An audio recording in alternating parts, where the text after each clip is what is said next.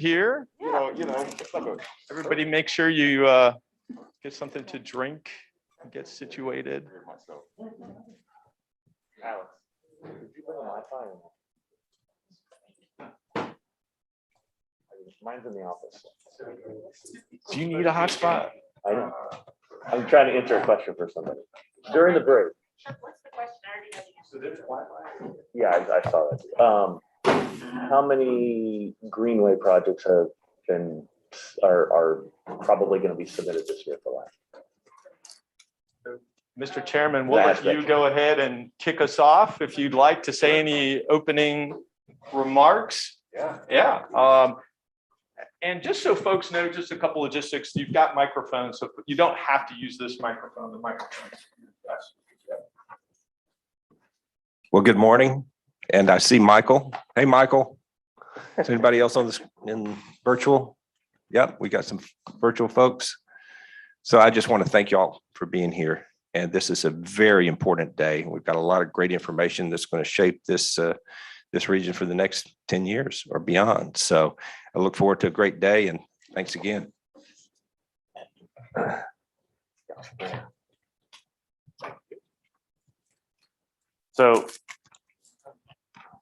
So welcome everyone. It's been at least a year and a half since we've seen some of you in person. I think actually Will Allen's the only one I've seen in the last couple of months in person, maybe.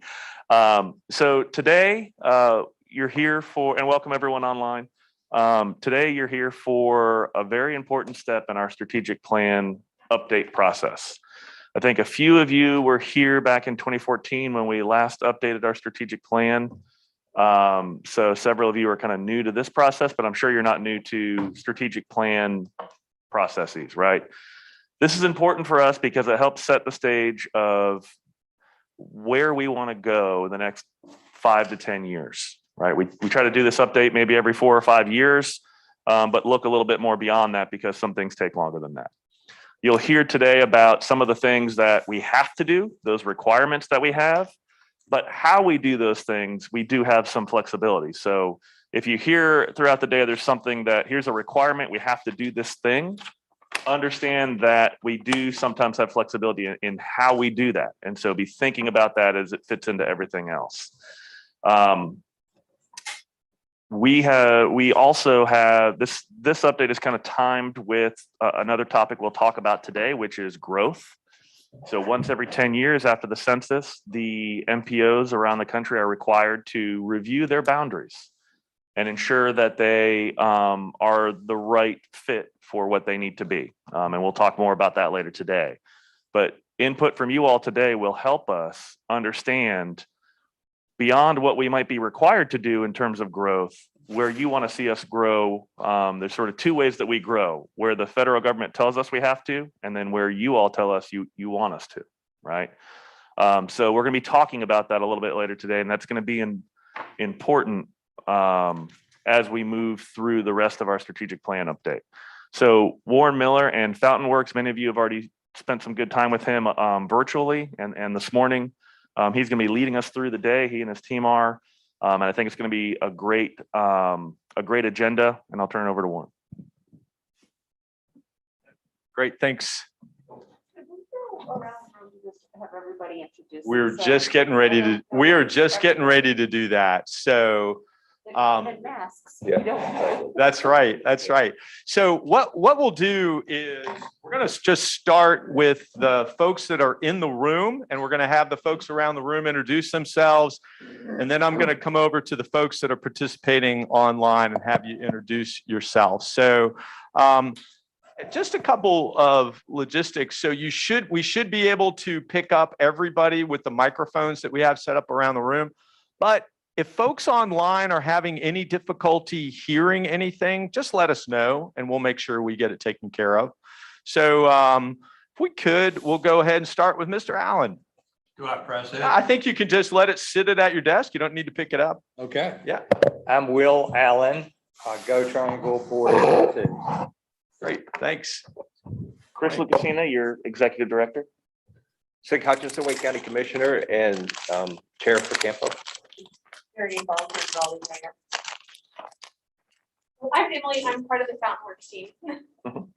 And I'm Jessica Day, Nightdale Mayor. Good morning, Jacques Gilbert, Apex Mayor. Glenn York, Mayor Pro Tem Zebulon. Vivian Jones, Mayor of Wake Forest. Alex Rickard, I'm one of the deputy directors at CAMPO. Shelby Kyle, the other deputy director at CAMPO. Great. And then we'll, Scott, if you could introduce yourself. Hey, Scott Brain, Commissioner, Town of Youngsville. Great. We'll come over to Michael. Michael Granis, Town of Clayton Council Member. Great. And Mayor Curran? Mayor Curran, are you with us? All right. And then we'll come over to Virginia Robertson. Good morning. This is Virginia Gray, Mayor of Wendell.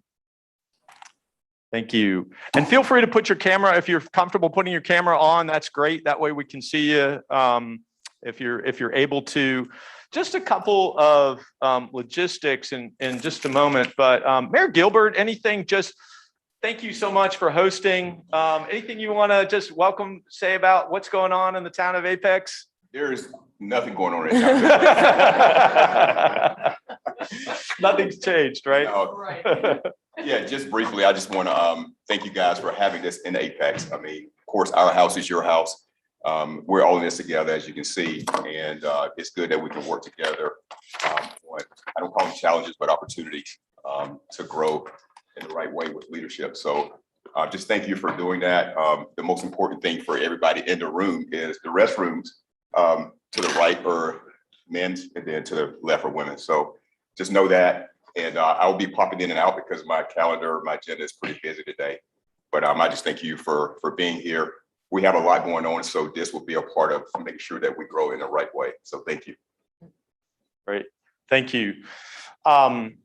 So wanted just a couple of things to alert you to. So first of all, I'll keep my mask on, but if you have any trouble hearing me and you need me to take it off for any portion, just let me know.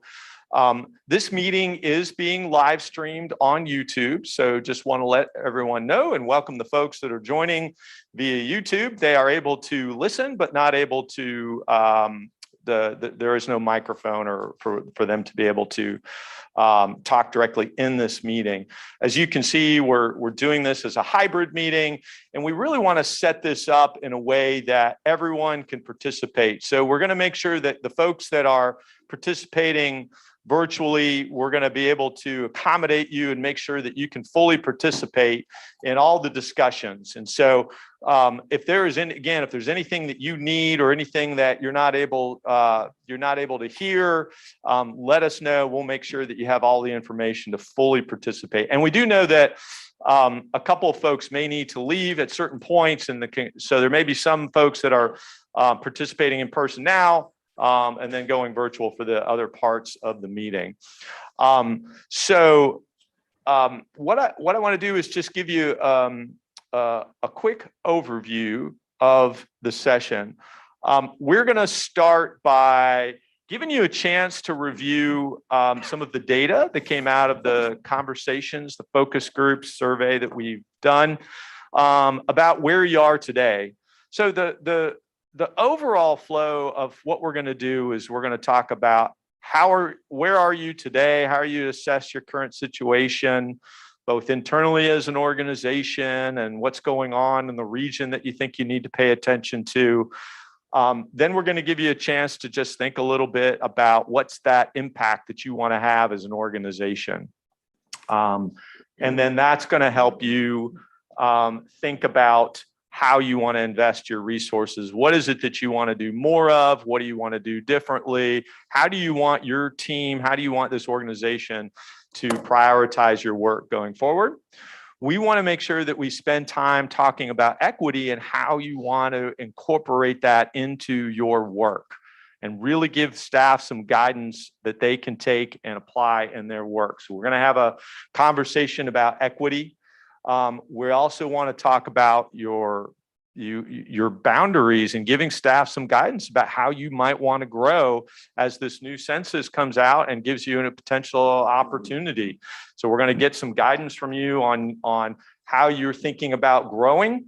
And then we're going to wrap up. The last conversation is about CAMPO and your and your lead planning agency, and just getting some guidance about what that ideal relationship looks like, what decisions you want to make sure rest with this board, what decisions you want to leave with the lead planning agency, getting some guidance so that you know how you want to run this organization, and you want to know what decisions again that you're going to make a priority.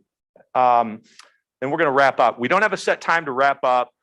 We won't keep you here till 5 o'clock, but part of it is just going to depend on the conversation, how much time. I think Chris, I think we said we were open until what time? Open till 3. 3. We expect we'll finish sooner than 3, but it's going to just depend on how much time. In other words, it depends on how much everybody talks. Exactly. We'll keep you here till at least 1:30. How about that? Well, Might as well make it worth your time. we have lunch. We have lunch. So, you need to at least stay for lunch. That's the most important thing, right? So we are going to have box lunches coming in for everybody. We'll take a lunch break. We are going to take some breaks. It is exciting to be in person for those who are able to participate in person, to be able to have a chance. So we do want to give you some connection time for you to be able to talk. So we'll take some breaks throughout the day. And then one other thing, just in terms of how we work together, if it's okay, we can use first names in this informal. But I want to check, make sure that that's okay with folks. If you would prefer not to, we don't need to do that. So we'll plan to be a little more informal today than some of your meetings. I insist on Okay, Mayor. It could get very confusing. That's right. Mayor's not going Right. to work. I think first names is a great idea. Yeah, there you go. But probably the most important thing today is that we have a birthday person in the room. Jessica Mayor Day's birthday. Oh, So great. it's birthday. Happy birthday to Jessica. She could be anywhere on her birthday. She is choosing to be with you, her colleagues. Thank So you. Jessica, happy birthday. And we've got a little birthday treat for everybody to enjoy a little bit later. So. That's all I was gonna say. Just don't ask when. But you guessed it, 25th. Thank you. There you go. Thank you. You'll take that. All right. So any questions or anything that you want to make sure you get out of today's session that we want to make sure we put on the table now? Any questions you have or anything that you want to make sure we get done today? We good with the plan? If we need to change course, we need to spend more time on some conversations, we will. You can be the guide to that. As Chris said, this process is about getting your guidance. In a couple of weeks, we're going to have a retreat with your TCC. So they're going to be able to get your guidance and then be able to take that direction and start to build out the strategic plan from your policy guidance that you give them. They're going to start working on the details, and then the staff is going to really be getting together a little bit later on and working on that work plan, that implementation plan. This is all going to come back to you, so you'll have another chance to review and take a look at this, make sure the course is correct. This is the direction you want to go. So it won't be the last time, but this is really about setting the direction and giving that high level guidance.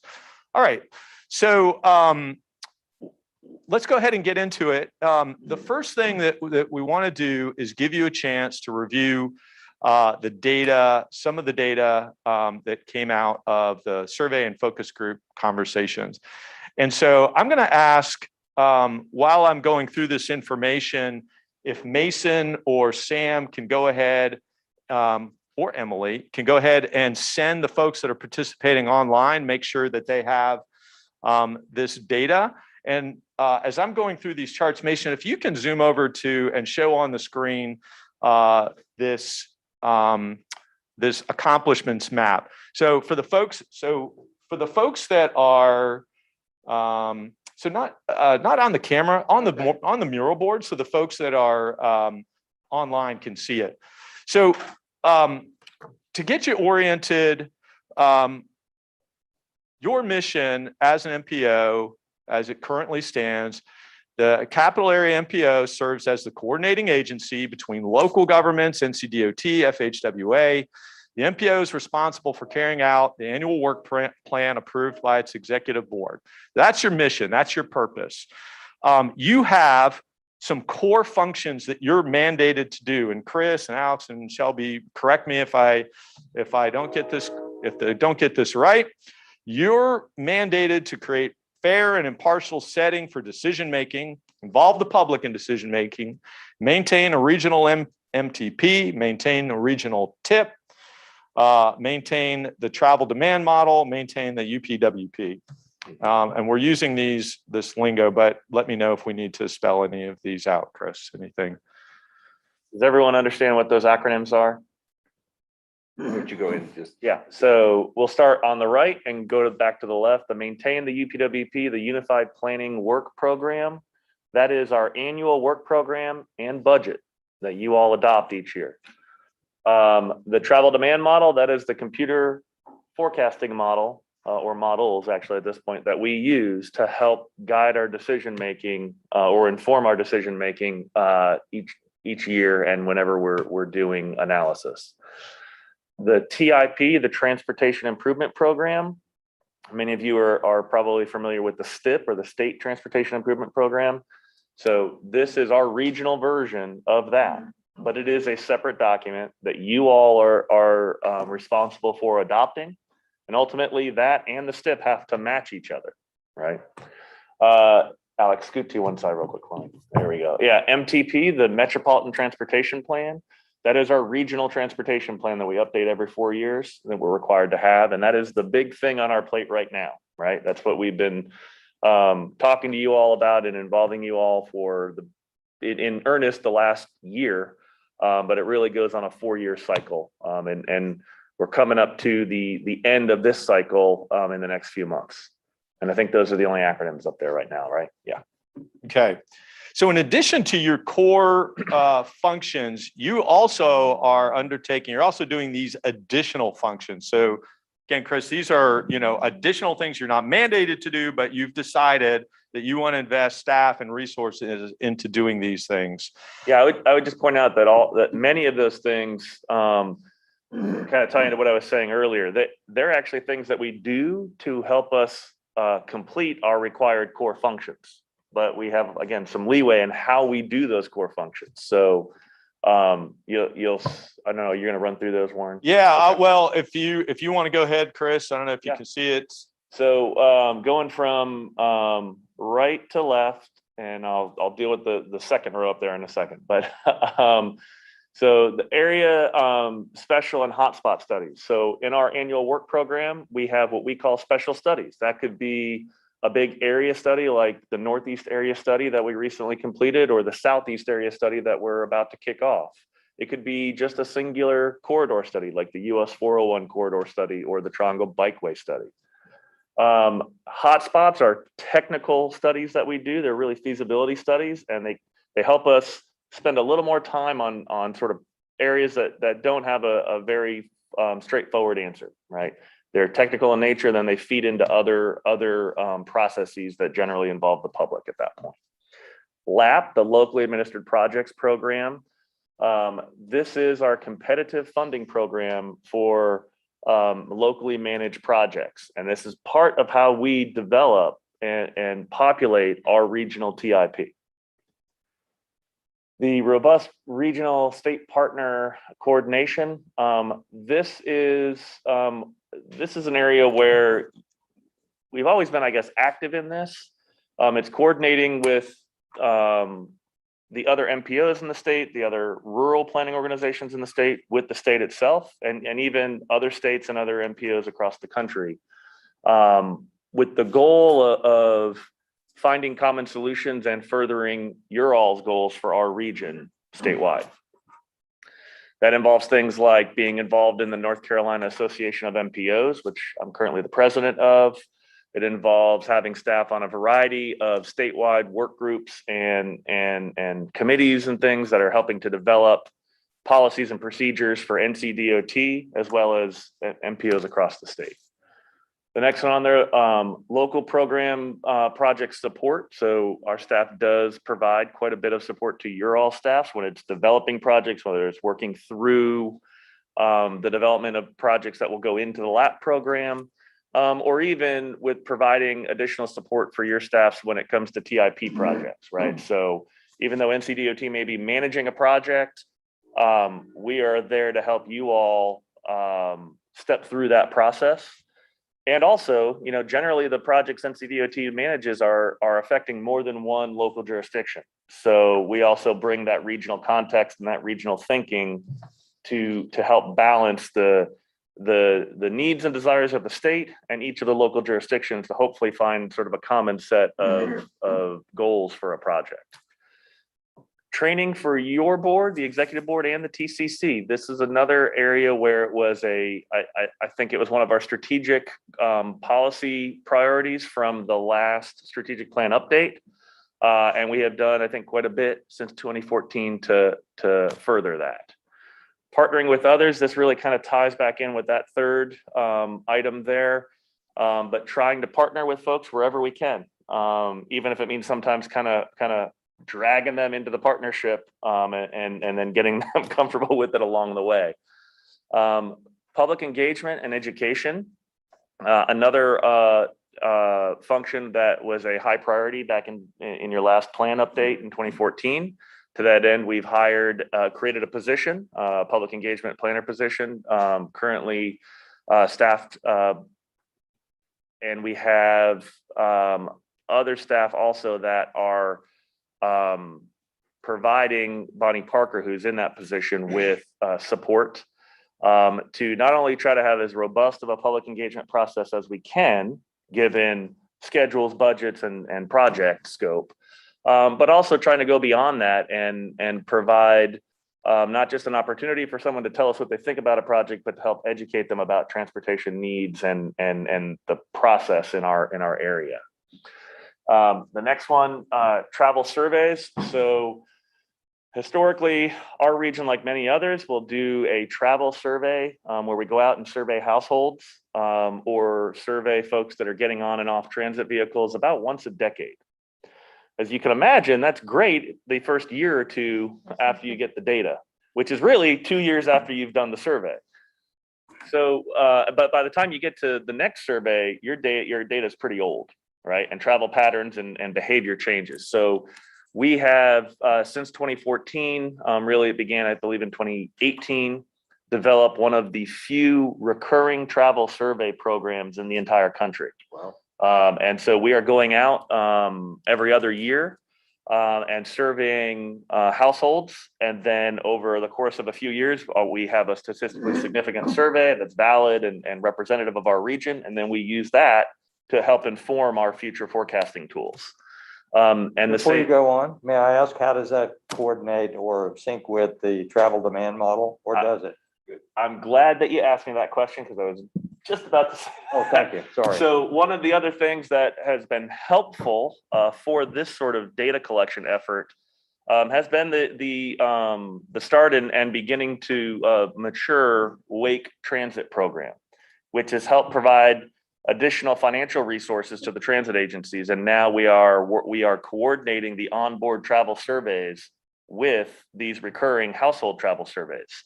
So we get hopefully data that represents as many users as possible across multiple modes, and it's all being collected at the same time so that we never have a mismatch in data where we had our household survey in year one and our onboard survey in year two, and did things change? Oh my goodness, COVID happened, and so the numbers are skewed a little bit. So we are working to combine that with other things like traffic count programs that we do every other year in the region, traffic count programs that your all local governments do, trying to get that data.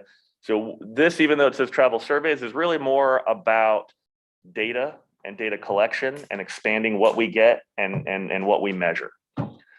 The Safe Routes to School program, we are one of the few regions in the country, although there are more that are coming online now, that have a regional Safe Routes to School program. When we began the effort to create that program, I want to say that was about 2018 as well, 2017.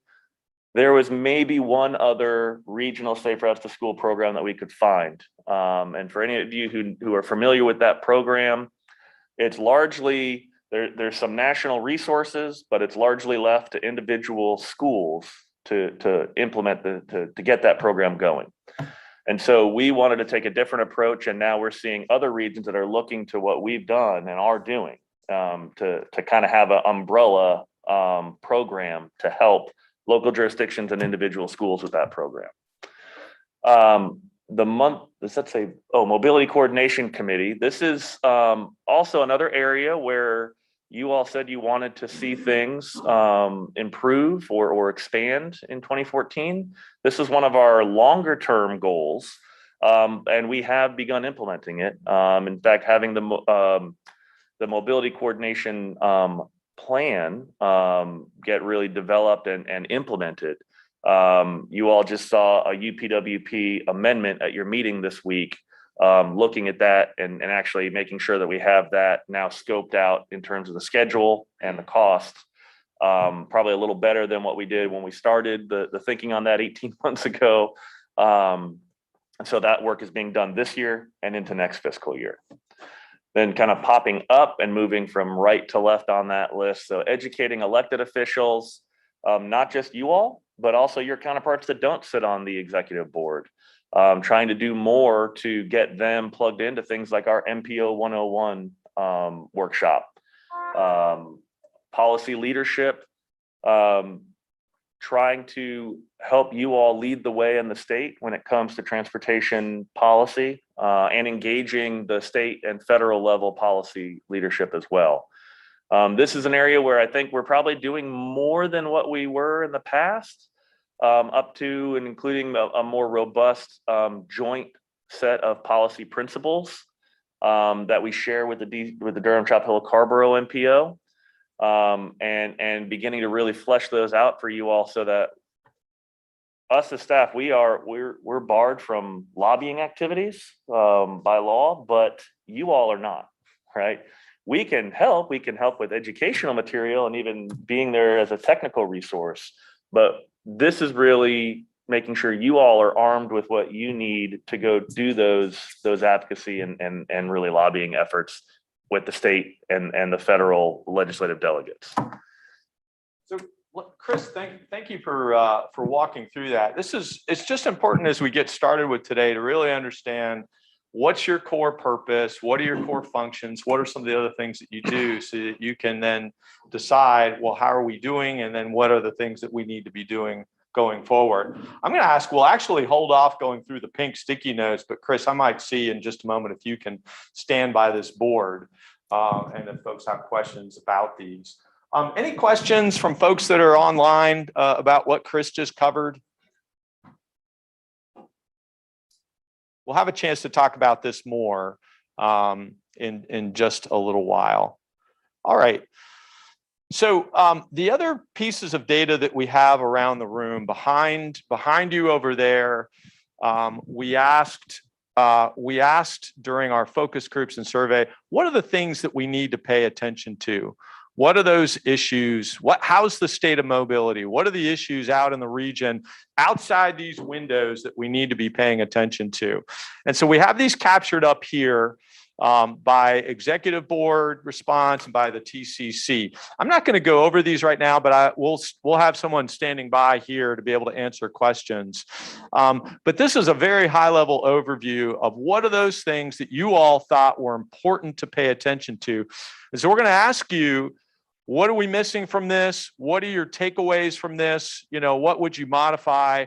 Because not everyone participated. So if there's something that we think is important to pay attention to, we want to make sure we get it up on the board and talk about. The other piece of data that we're going to have you look at is behind in the back corner of the room. And we asked you, what are the things that you think CAMPO is doing really well right now?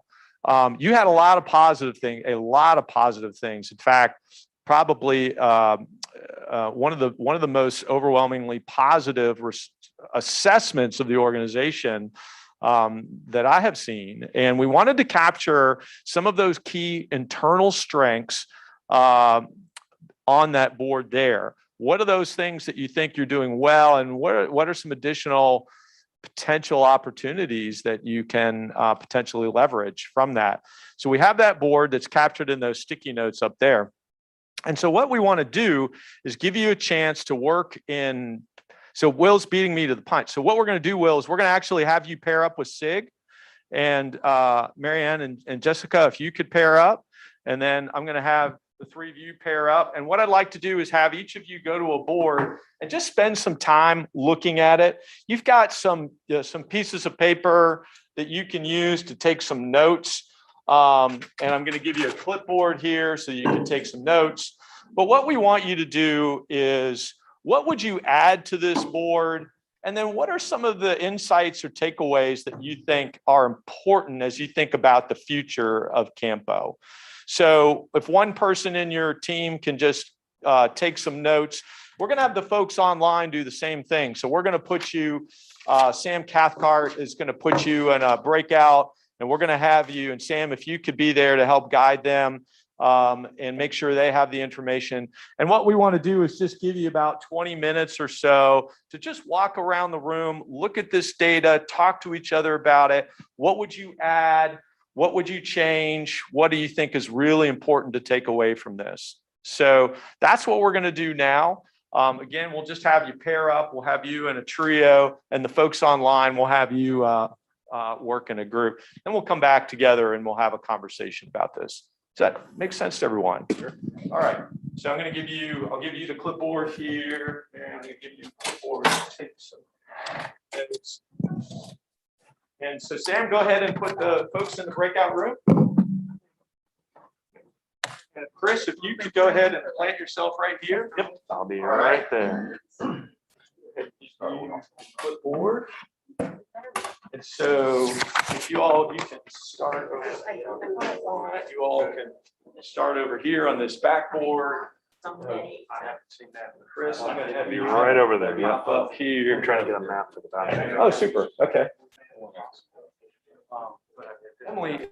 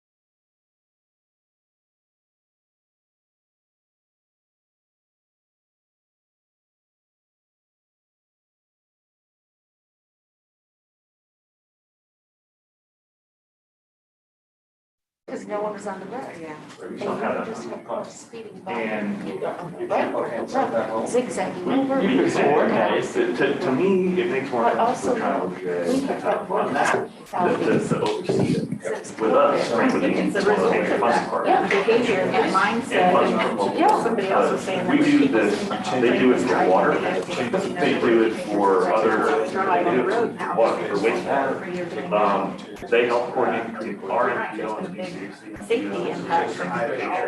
They do it for air quality, they coordinate that. So it seems like it would fit in for them to just be the umbrellas that we all live on. I'm talking more to John right now, but, It's the first step is they're gonna get it to the plan. And it's not gonna, in our plan, it's not gonna say TJ Cog will do this. It's gonna say, we want to do this over the next, get the this first going time I over the said next. that to somebody, they looked at me like Then we'll go talk to TJ Cog. If they don't wanna do it, then we'll figure out another way. but it makes I'm sense. not sure they will. All right, so we want to go ahead. Yeah, exactly. And I want to be involved. But to me, that definitely feeds into this. Yeah. Because it's the analysis part, but then it's also the training of folks like, hey, local board, local. Did you have enough time? This is gonna be. Yeah, we've had enough time. Draft, right, talk about Southwest Lake, what do we have for Southwest Lake? No more road widening. So, that's the kind of stuff that once we sort of sets the baseline, we can then develop a training program for folks to go out and talk to folks about it. Say, look, we're not going to tell you that. It's good to tell you that. You need to change. Put in a policy where that's what they said. Hey, Chris. TDM all the way in every new company. You have to submit a TDM plan to the city. What's a TDM? So half the first part of your I'll tell us how your workers are gonna get to this office, or a certain number of them are gonna be virtual. And you're gonna- Right.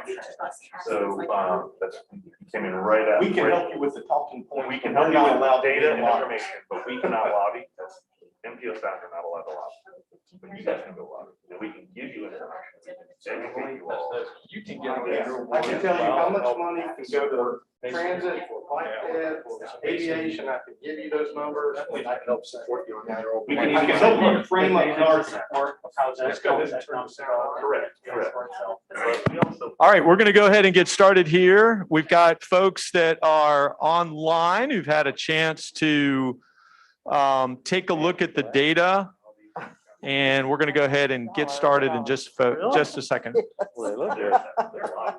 I'm not gonna tell you Yeah, what I these got them are. at the dollar store. No, that's good. I have some reading glasses like that, but they didn't cost $1. All right. I mean, they don't look like that, but they're, Yeah, I Chris. like. Right, right. Yeah, those are stylish. Yeah. Oh, you're good. You're good. All right. So we're going to go ahead and just give you a chance to just do a bit of a debrief on our data download here. I'd actually like to invite the folks online to kick us off here. And, we've had a chance to look at your mission and what you do and your accomplishments. So we're interested in any takeaways or opportunity ideas you had from that. We had a chance to look at your assessment of the organization itself. Are there takeaways from your strengths? Are there opportunities? And then when you look at what's going on in the region, the state of mobility, the issues, the trends, what are your takeaways? What are some of the opportunities? So just give you a chance to reflect. And so I'd like to open it up to the folks. Anybody online want to go ahead and just kick us off and just tell us a little bit about some of your key takeaways, any opportunities? Michael, you and your team, anybody want to jump in?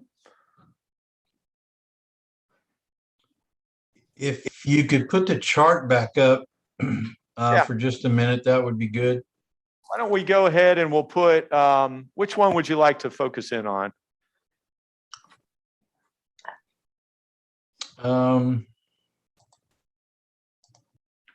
I think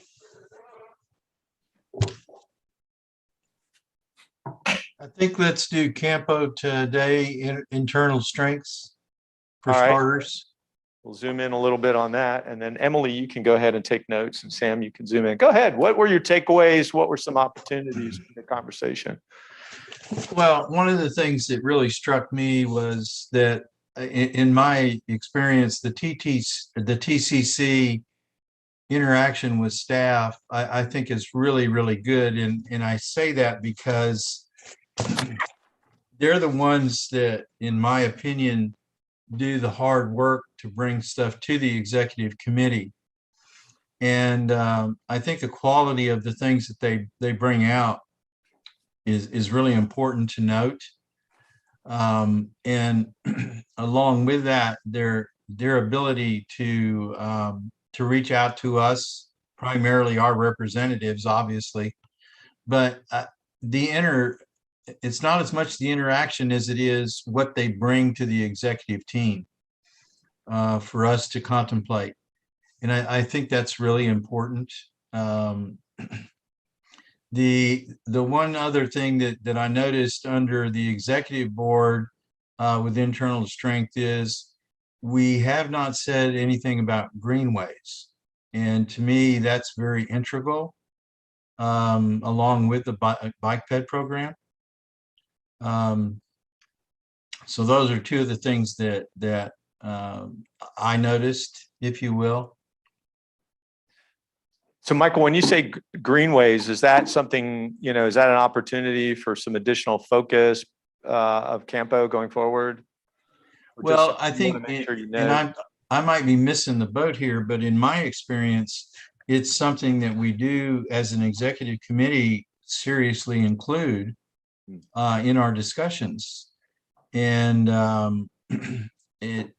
don't want to say it follows the bike ped program, but I mean, I recall through the years, we've had many, many discussions about accessible greenways. And I felt it was important enough to actually add that. Right. Thank you. Don't know how the rest of the folks feel about that, but that was something that I personally felt was notably missing from our internal strengths. I think Sig agrees with you on that. So let's open it up. We'll come back to folks online. I'd like to open it up to folks here. We just want to capture any overall takeaways you had. So you had a chance to look at your mission and what you've done, how you're operating as an organization, the world that you're operating, what you're paying attention to. Were there some overall takeaways and opportunities that you want to put on the table here? Yeah, I'll start. Thanks, Will. The leading off from over here, the Wake Transit Plan has been a phenomenal success. It's really a huge achievement, and it's been a huge task. When you look at all the moving parts in the 12 municipalities, the county of Wake, Go Triangle, not to mention the other stakeholders like the universities and RTP and so on, even though RTP is not technically mostly in the Wake, we have remarkable harmony. And I think an important word is trust. And a lot of that, I think, is due to good organization, planning, thinking through, and building that. We have good ILAs. TPAC is very bureaucratic, but necessarily so, given the number of entities that we have, the number of stakeholders that we have working together. And I'm amazed at how well it works, especially when I compare it to some other jurisdictions. Yeah. So I think that's a remarkable achievement and something that we can never take for granted. We need to make sure that we never forget that we need to keep those relationships, those trust relationships, healthy. That harmony is not going to last if we don't pay attention to it. It needs nurturing every day. Yeah. Great, thanks.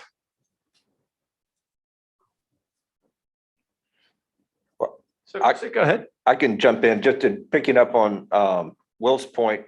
One word that seems to encompass that is a culture of collaboration.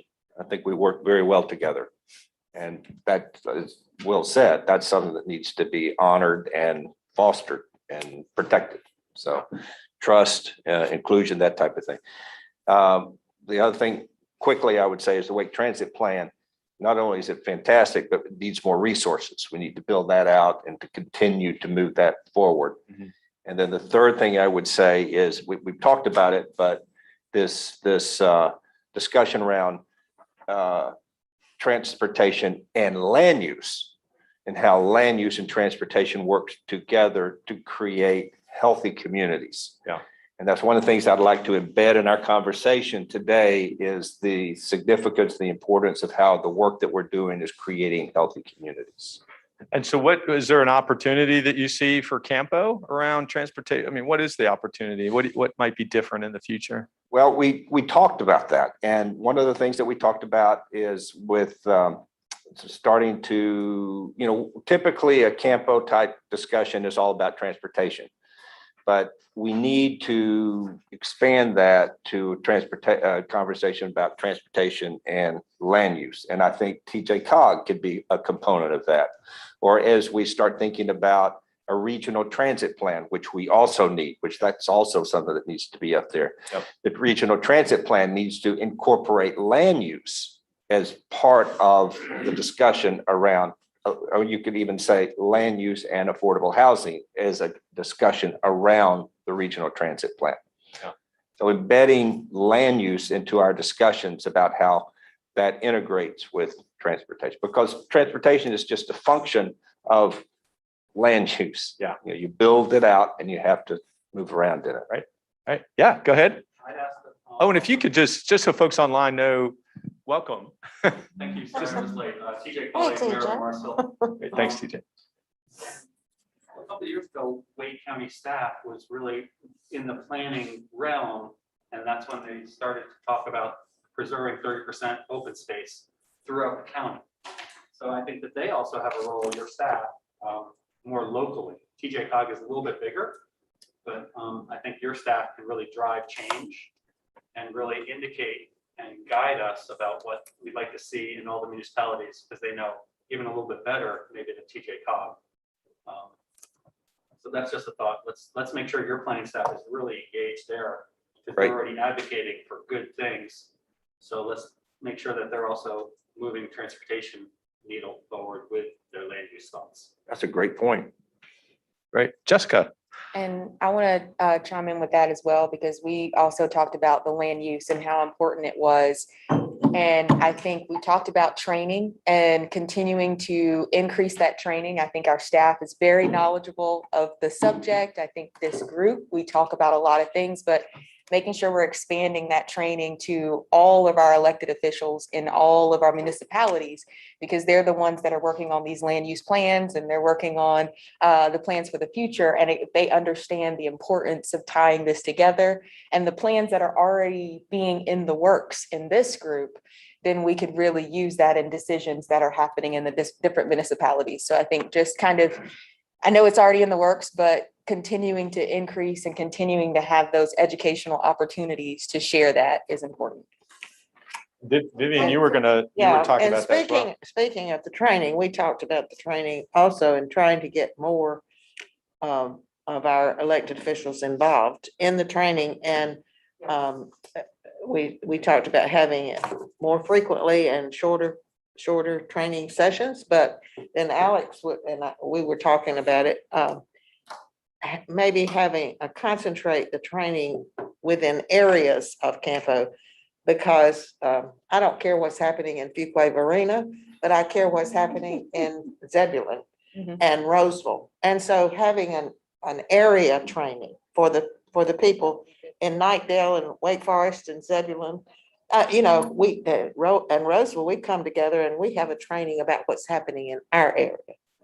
So I think that the training could really go a long way toward help us. Jessica and I were talking about this. I mean, we both served on the city council beforehand, but never had any involvement with CAMPO. And I served on the Go Triangle board for 9 years and never had any involvement with CAMPO. So it was siloed. Yeah. As opposed to being encompassing. So there were probably, like, we almost felt a little, how do I say this? We're new. Yeah. And we're sitting there going, okay, you know, trying to provide that guidance because this is a new experience for us, working like this. So, but one of the things that we also talked about was the strengths, was the expertise of the staff. Just learning stuff today that we didn't know. The staff's willingness to look forward, and that's really important, just piece of that. And just working with our regional entities. You know, one of the challenges we face is we're dealing with urban, suburban, and rural areas who all have different needs. And so we all have to make sure we're keeping our eyes on that. And it's not just me sitting here going, well, we have to do the urban area, or just saying, you know, well, this is the rural area. We got to look at it holistically.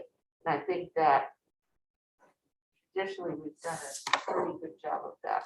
And how, so that ties in with what you said, Sig. I mean, how is it that that you feel you've been successful when you have, CAMPO's big and you have a diversity of different kinds of members. And I'd like to also open up, again, folks online, but if anyone wants to chime in, just, raise your hand. How are you able to nurture this collaboration? I mean, what's CAMPO's secret sauce? I mean, how are you able to do it?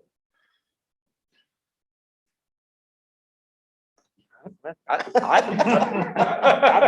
say trust. How do you do? I mean, it doesn't. Relationships. It's a relationship. Yeah. So Sig, Vivian, and I all served on the Go Triangle board together. We get to know each other and trust each other. So it's really relationship focused, I believe. There's the monthly CAMPO meeting, but the mayors also meet additionally once a month, and that builds that relationship. Yeah. For us. Just Right. this past week, Ronnie Curran thanked CAMPO for supporting this project. So, that goes a long way to know that we're helping each other and the region. So I want to circle back on two things that we talked about earlier. Wake County staff, I think we should be more intentional about making sure that they insert themselves early in land use planning processes in each municipality to go ahead and present in the beginning land use plan updates. It would be good for Wake County staff to get in there to say what the expectations are for things like that. And how many elected officials are not really aware of CAMPO and what it does. UNC School of Government, there's required training for new municipal officials. If you guys can insert yourself in there with your CAMPO 101 really light, maybe you will get an hour from UNC School of Government, maybe less.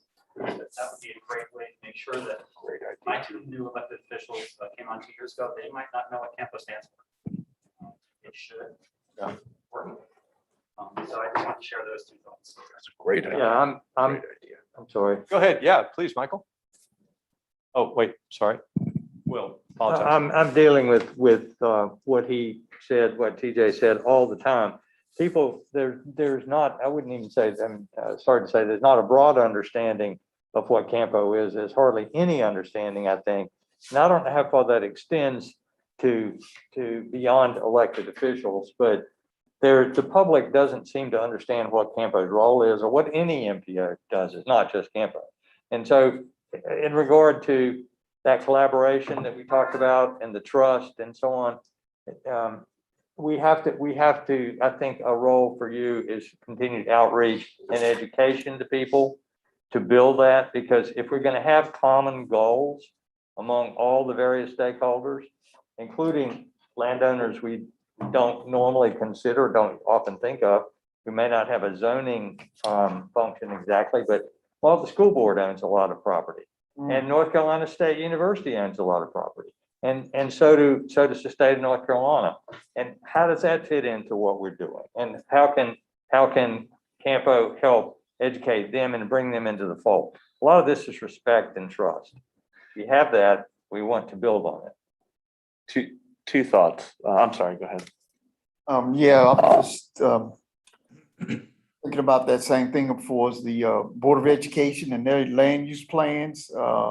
Seemingly some kind of way that doesn't tie in together as far as what is the future transportation is gonna look like. Just for example, we have a school in a location where if we would have known that where these interstate highways are gonna come in and these exits are gonna be, that could have been an exit, rather than now we gotta go out further somewhere else to find another exit. So Yeah. trying to get on the same page with the school board, I think that's a challenge or an opportunity. Would it make sense to have somebody from the Board of Education on this committee? I chuckle a little bit because we had this exact same conversation in 2014. In our initial outreach to them about getting more involved, the outcome of that ultimately was their involvement in our Safe Routes to School program. But kind of that's more on their end of not, and I'm not trying to say it's their fault, but I think it probably is, it's 5-6 years later, maybe it's time to re-engage them. But I also chuckled because right as you were talking about the school board, I got a Wake County school notification. It's probably something about an event at one of my kids' schools, but it popped up right as you were talking about it. I should tell you something. They're listening, yeah. No, I think the other thing, and I'm sure that Bonnie Parker from our staff's ears are tingling because of what we're talking about more education and outreach. Yeah. That was another topic that had a good bit of conversation back in 2014. And I think really garnered the establishment of that position and a lot more activity going on. But one of the other parts of the conversation back then was it more about getting the name of CAMPO out there or what we do, right? What did you want that focus to be? And so I would say that that's something for you all to think about again now. And if you're in the same spot that you were at before, that I think that's fine. We can still do more, right? Do you want everyone to have, CAMPO be a household name? Is that the important thing? Or is it what's going on and what we're doing and getting folks involved in the things that we're doing, right? More important. Because those are kind of two different approaches that we might take. Well, one is branding and marketing, and it's really more of a communications function. Whereas the other is training and whatnot. So for me, the training piece is more important, but you should also be looking at ways that you can brand your organization. Yep. But I would say if I had to look at priorities, I would say the training is a priority, but I think there needs to be a new awareness of the brand and how to accomplish that. Yeah, I know some of the things that we've done in the past on that front, in addition to our more general sort of MPO 101 training that we do, and that's a half a day training, right? Is reaching out and a lot of times it's your staffs that are kind of connecting us with other groups like the Rotary. We've gone out to the Rotary and done presentations either on projects or on just general what's going on and what CAMPO is. Chambers of Commerce, been up to Wake Forest. That was right before COVID, actually, that I think about that. And certainly not, hey, we're doing enough. But if what we're hearing from you today is you want us to be doing even more of that, that's good to know, because later on today, when we talk about resources for what you want us to do, that's going to come into play. So Michael, I want to see if you can jump into this as well. Yeah, the thing about the schools, we've had here in Clayton, what I'm going to choose to call an issue. We allow, I don't want to say allow, we have a seat at the table in our technical review committee process for development. And we invite them to a school board member or school administration member to participate in that. And these meetings are done monthly. And unfortunately, they are very, very poorly attended. And one of the recommendations I made was maybe what we need to do is be much more proactive and include a council member or certainly a staff representative to go to all of the school board meetings and give them presentations when we are aware that new or pending developments might be coming at us and where they're located. We've not done that yet, but the communication level out here in Johnston County, I think needs to be improved. And that's one way I think we can do it. I don't know that the other counties experience what we're experiencing, but we are behind, woefully behind with respect to schools. And I do think part of that is because of the lack of communication and interaction. And I think as a council member, and I brought it to the council before, we need to be proactive and reach out to them. And, and when I say reach out, is show up and share with them the things that are going on, and strongly encourage them to become more proactive in interacting on both sides. You know, we were talking about transit with a couple of your groups as they came to that station. And I just reminded myself that our biggest transit agency in the region isn't a GO branded agency. It's Wake County Public School System buses, right? Mm. And we aren't, to my knowledge, even the local jurisdictions involved at all in their decision-making when it comes to that transit system, right? Mhm. So They're that, not involved in any decisions. they there make. you go, there you go. So, you know, I like some of what, and I know we're not getting to solutions Sure, yet, yeah. that's down the road, but school board involvement is something that I'm absolutely taking note of and circling and putting stars around. Because it's, I think, gonna be something where what I'm hearing from you all so far is you want us to do more in that area. But what will help us in the next few weeks and month or two before we get our plan together and really operationalize it is how much effort do you want us to put there if we are running into a brick wall, Not much. right? Well, So- Chris, I think it's a two point issue. I think it would be great if CAMPO can inject information to the various school administrations throughout the various counties. But at the same time, I think the municipalities also need to reach out and be proactive. Obviously, if we continue to do that and we don't get response, that's going to be very frustrating. But I'd rather be proactive than non-active or maybe reactive.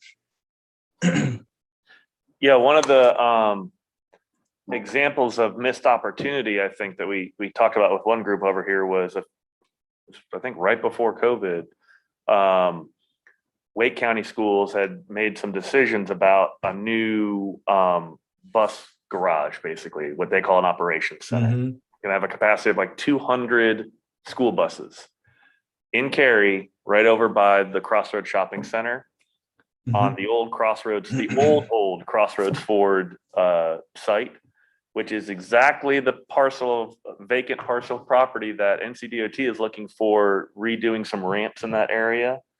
And no one had any idea that the school board was looking at that site until it came out in the newspaper, right? And when we all contacted them, it was like, oh, yeah, that's what we're looking at. Like, even the town of Cary didn't know that was going to happen, and it's in their town, right? So it's in my mind, I'm listening to all of this and I'm saying, and I'm jumping ahead again to how do we accomplish this, which I need to hold off on. But certainly as we step through this, something, whether it's this issue or some of the other ones that we're talking about today, we're going to have to think about resources and level of effort, right? I mean, if you tell us that's the most important thing at the end of the day and you want maximum effort put into it, if it's legal and ethical, we're going to go do it for you, right? But if we don't have a willing partner on the other end, we're probably not going to see very much movement on that. So again, I'm not trying to focus this only on the school board discussion, but on all these things. Yeah. That's something for you all to think about as we step through the rest of the day. Well, I think your point's very well taken, Chris. And if you don't get anything from the other side, no one can ever come back at you and say, well, you never let us know. And that's a tough comment, but it's a true comment. There's certainly things we can do that are really low hanging fruit. Like, right. I already mentally am saying, I'm gonna go back and check. Do we currently have them on our agenda board, our agenda mailing lists or not? Right? Because if we had someone that we put on there 4 years ago and they're not in that position anymore, did we keep up with the next person? And part of it might be we didn't know that person left, but I think that's a proactive thing that we can do that's really easy, right? At Yeah. least make sure someone is getting the agendas for our meetings there. Yeah. Well, and I think that's a good direction to go. I like the term that you mentioned, low hanging fruit. I'm certainly not advocating that we need to have a full-time staff member being interactive with all the school administration organizations, throughout our CAMPO jurisdictions. But just saying, if we, in some way, shape, or form, could be a little more proactive, but also the municipalities themselves. And I mean, that's what I'm promoting here in Clayton and Johnston County. So we've, I want to get another comment, and then I want to give you all a break because we've been going at it for almost 2 hours. Go ahead. So just having some kind of Wake County staff in the planning department, Wake County public school staff, like Betty Parker or somebody, just on the TCC. Get them starting to come to meetings would help a lot. So we are blind as municipalities about where they're going to cite schools until they announce it. So that's just an example of they need to be at the table to hear what we're thinking, especially when we're talking about land use. Interesting comment, because that's what we've attempted to do here in Clayton with our technical review committee. That is one of the very first stages after an applicant comes in with plans for a development of some sort. Go ahead, Shelby. We do actually invite Betty Parker and other people in the school board staff and from our surrounding counties when we're doing things like area studies or corridor studies. But they're, even in those meetings, not forthcoming about future school sites necessarily that haven't already been announced. They've more engaged on the front of like bus traffic and student drop off and pick up and things like that in the smaller areas. There'll be schools over here. Go ahead, Follow up Sig. on that. From staff's perspective, where do you see the most effective place to embed the school systems? I mean, if we could get a member to come, like Chris said, we reached out to them after we did this exercise 5 or 6 years ago. Yep. And they said they didn't have the time or capacity to devote somebody to the TCC or to the executive board, but they offered up that they would participate in our planning studies. So that's what we've been doing since that time. But it may need time to reach out to them and see, open the invitation again to get a member, representative of at least school interests. From the TCC or executive board. And maybe it's a rotating seat, right? Two-tiered approach. I think probably the county commission chair needs to be out as the chair of the Board of Education. Kind of say this is important for our future, blah, blah, blah. And then staff to staff, but I think we need to send the message. Yeah, I know. I mean, I can think of a bunch of examples over the last few years, but I'll use one here in Apex. There's, a new high school, and the town staff set up a meeting with us, NCDOT, and the school administration about this site. It may have been there may have been very good reasons to pick that site primarily because of land availability and the cost. But when you looked at it from a transportation perspective, it was the absolute worst possible location you could have chosen, right? And I think that's going to move forward. And so the end result impacts, everybody. It's Apex and NCDOT saying, how in the heck are we going to improve the roads to get people in and out of this site? There's no money to do that. So it's just it will result in transportation issues that quite possibly could have been avoided. All the good land is gone. Yeah. Right. That's a great example, Chris. Yeah. Let's take one more comment, then we will take a break. But go ahead. This is just a comment. I think also with the turnover of the board, because it's like every 2 years. But it's a big turnover, so yeah, it's that's a challenge to try to keep an interested party And I think it's a challenge to the municipalities also to make sure they keep up with whoever's on that board too.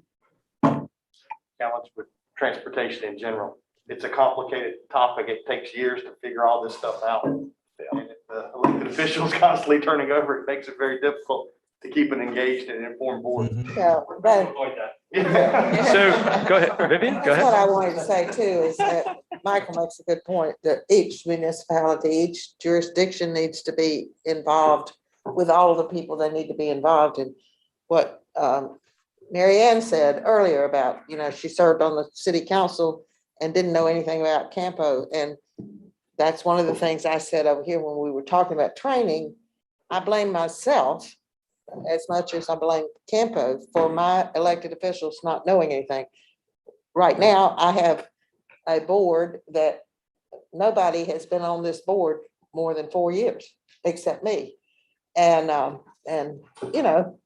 they don't really know, and it's my fault that they don't know, because I haven't shared with them as much as I should have. I mean, maybe a simple thing there is, whenever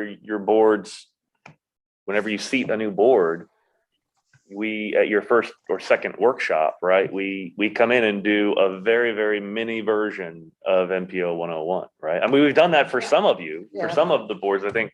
Well, I Expanding that. Garner, Yeah. Clayton, maybe, provided I stay on the board, Yeah. I intend to be more proactive about that. that's the kind of stuff that, over the years, we said we are always ready, willing, and able to do that kind of stuff. But we really look to you all to tell us when you want some of that. And maybe part of that now is we need to be a little more proactive in reminding you all, right? Like that first January meeting we have after, elections, and we have some coming up. So in January, we should probably be telling the board, hey, if you want us to come out to one of your local board workshops, let's get it scheduled and we'll be out there and do it. Right.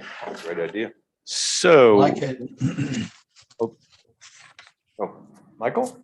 No, I was just going to say, I think that's a great idea. all right. So we want to go ahead and take a break here. And again, what we wanted to do with this first segment is just give you a chance to say, where are we right now? How are we doing as an organization? What are some of the things we've accomplished? What are some of the things that are happening out in the region that we need to be paying attention to? So you can start to think about where you want to put your energy, where you want to put your resources going forward. And so what we're going to do, we'll take a 10-minute break for folks online. We're going to take 10 minutes. And then we're going to come back and we are going to do, we're going to shift into what you said you want your impact to be, and have you take a look at that and check that. And then get into that conversation of where do you want to invest your resources? What's the low hanging fruit? Where do you want to put more resources? Where do you maybe want to pull out some of your resources? So that's what we're going to do in the next segment. And Jessica, I know that you are getting ready to leave. So we want to make sure that we get you a birthday cupcake here to take with you. And we have them for everybody. So Jessica, since you are leaving, recognizing that we're having a component about resources, do you have any thoughts that you would like to share before you leave about resources, where we ought to put them, or prioritized? I am not sure. Okay. Yeah. Well, I have, like, what she and I talked about, I took really clear notes on. Okay. So I can copy that, and I might have to text you at one point, so just, yeah. Well, I think the other thing to keep in mind is, we're sitting here today, but we're not adopting anything at the end of the day. It's going to be a couple months from now before we have that strategic plan finalized.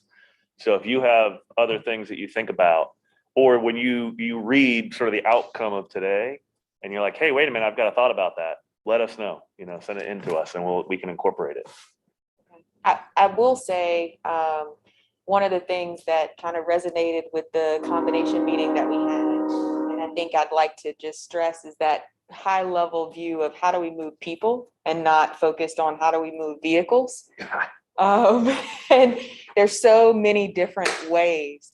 And I want to learn more about what's happening in Morrisville right now, but the micromodal and those different options I think are going to be expansive. So technology and making sure that we have the connection of that technology. And we talked a little bit earlier that there are some examples where there may be an app where you can go to, because the question is, how do I get from here to there? And it's not as important that I need to drive there, but if I could take a bike and get to here, or if I could get something that's automated that gets me from here to the bus stop, and then I go from the bus to here.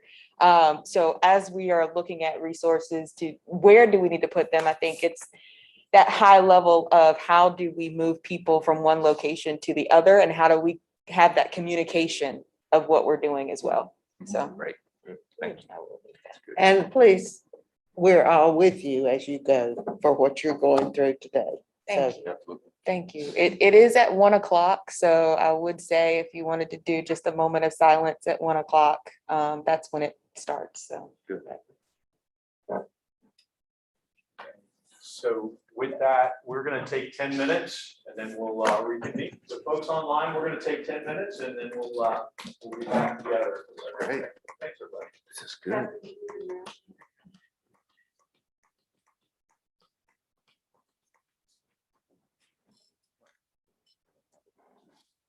Okay. So.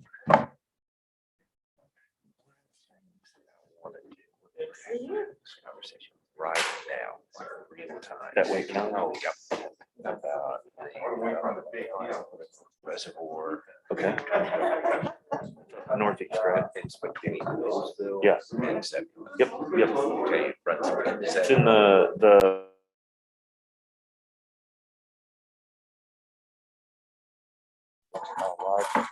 It's never gonna be.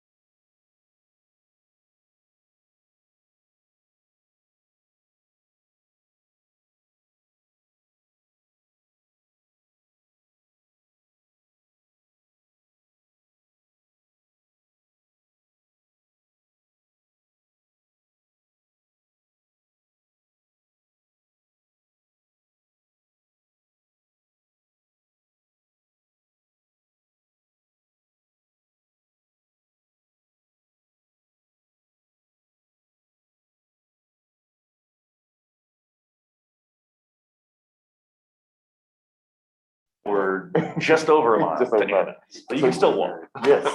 So yeah, you're very, where you are, so you Yeah. can access. Oh my God. Yeah. My neighbors, they know that they know that the town's trying to do the people. They know that we've already given you some money. Yes. And they know that we need to give you more money in order for you to be able to do it. I'll tell you. I heard someone say money. Right. I know that you just came in here. I don't know what you all are hearing across the board, but I know. But first of all, it's not my decision, but why we can't give them more money? Why would anybody vote for the new bond? Wow. Yeah, we promised to do last. Yes. Oh, wow. That would be good, really good. Yeah. A lot of bond experience. Like this, there's folks out there that are going around talking about it. They fixed it. They promised last time. I'd like to thank you. I see that, yeah. You all are fearless. You know, I've been really good. I love that. Engaging people. There's just. The three that have this signed together. Okay. So they're bumping and but I believe that we want to go out and make a cookie. Our website, have a video, kind of the rest of it. We'll have to do that. So we got it out there. So hopefully people will pay attention and I'm putting it on our site where it goes. So, oh yeah. I don't think they're perfect, but we have the Yeah, good. Yeah, like it might just be because these people are gonna live down the street thing versus the whole neighborhood, so our whole town. If you're, I just want to let you know. These are folks I just thought it was let's do it. but they had water with them. Wait a minute, why they had a big camelback glass and it was on the floor and it had good water. Now you're gonna have a better project. Right. And it's probably the right number this time. But like I said, I just want to let you know, it's something I've heard out there. Yeah. And hopefully it's not widespread. Thank you for that. So we should pencil in for February, workshop up in Lake Forest. Only if I get elected. Okay, let's go ahead if we could. Let's get started. So for folks that are online, we are getting started. And let me just tell you about the next couple of conversations. And I know it's always hard to focus when we've got lunch being brought in, but that'll give us motivation to be productive here. So what we're going to do next is we're going to talk about the vision that you said that you want to see, the impact that you want to have as an organization and the work that you're doing. So we're going to talk about that. And one piece of that is equity focus. And the staff really needs to get some guidance from you about what that means in practice. So we want to dive into that. And then we're going to get into, if we can slide over to the investment slide over. So then from that, we really want to just hear what are those things that the opportunities that are maybe some of the low-hanging fruit things that the staff and the organization can invest in. What are maybe some of those higher effort, really important things that may take more time? Are there some things that you could potentially stop doing? And again, this is to give staff guidance around what is it that you want them to do more of or do less of or do differently? And what are the resources? So that's where we're headed.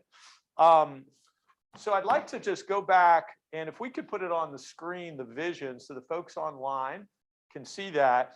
This came out of the focus group conversations, and I'm going to walk through this. It's on the board, and maybe Emily, you can also be there. We'll take some notes on this. So when we talked about what is that vision that you have for CAMPO? What's the impact that you want to see? These were the themes that came out. You said it's really important that we have a holistic view of the transportation infrastructure. So that means we need to be thinking not only just about transportation, this builds on conversation, but about how that connects with land use. What's the impact on climate change? What's the impact on affordability? the impact on commuting patterns, cost of living. So you really wanted to make sure that you're thinking holistically about how the transportation infrastructure affects these other aspects. An integrated transportation champion. You said we want to be able to do things like focus on connectors and intersections, look at the whole picture of mobility, focus on commuter rail. We're going to come back to equity so we can get some more conversation on this. You wanted to make sure that you've got strong education and outreach. You said you want to be utilizing technology where you can in your transportation system. You want to be forward thinking, collaborative, neutral, adaptive thinking, focusing on outcomes over process.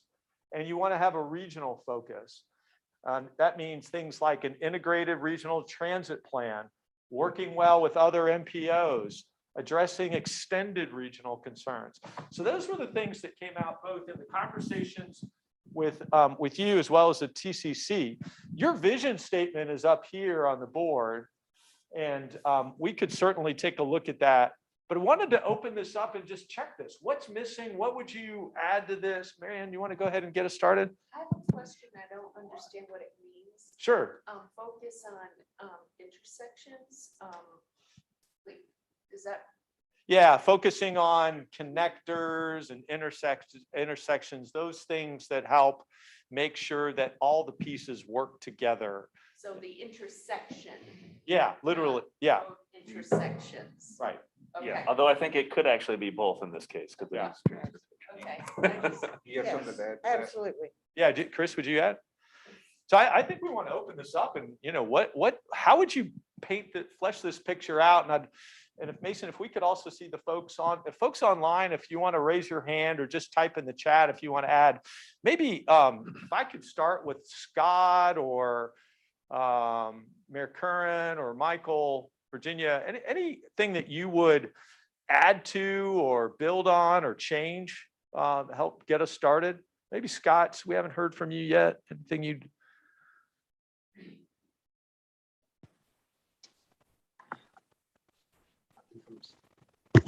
Can you hear me?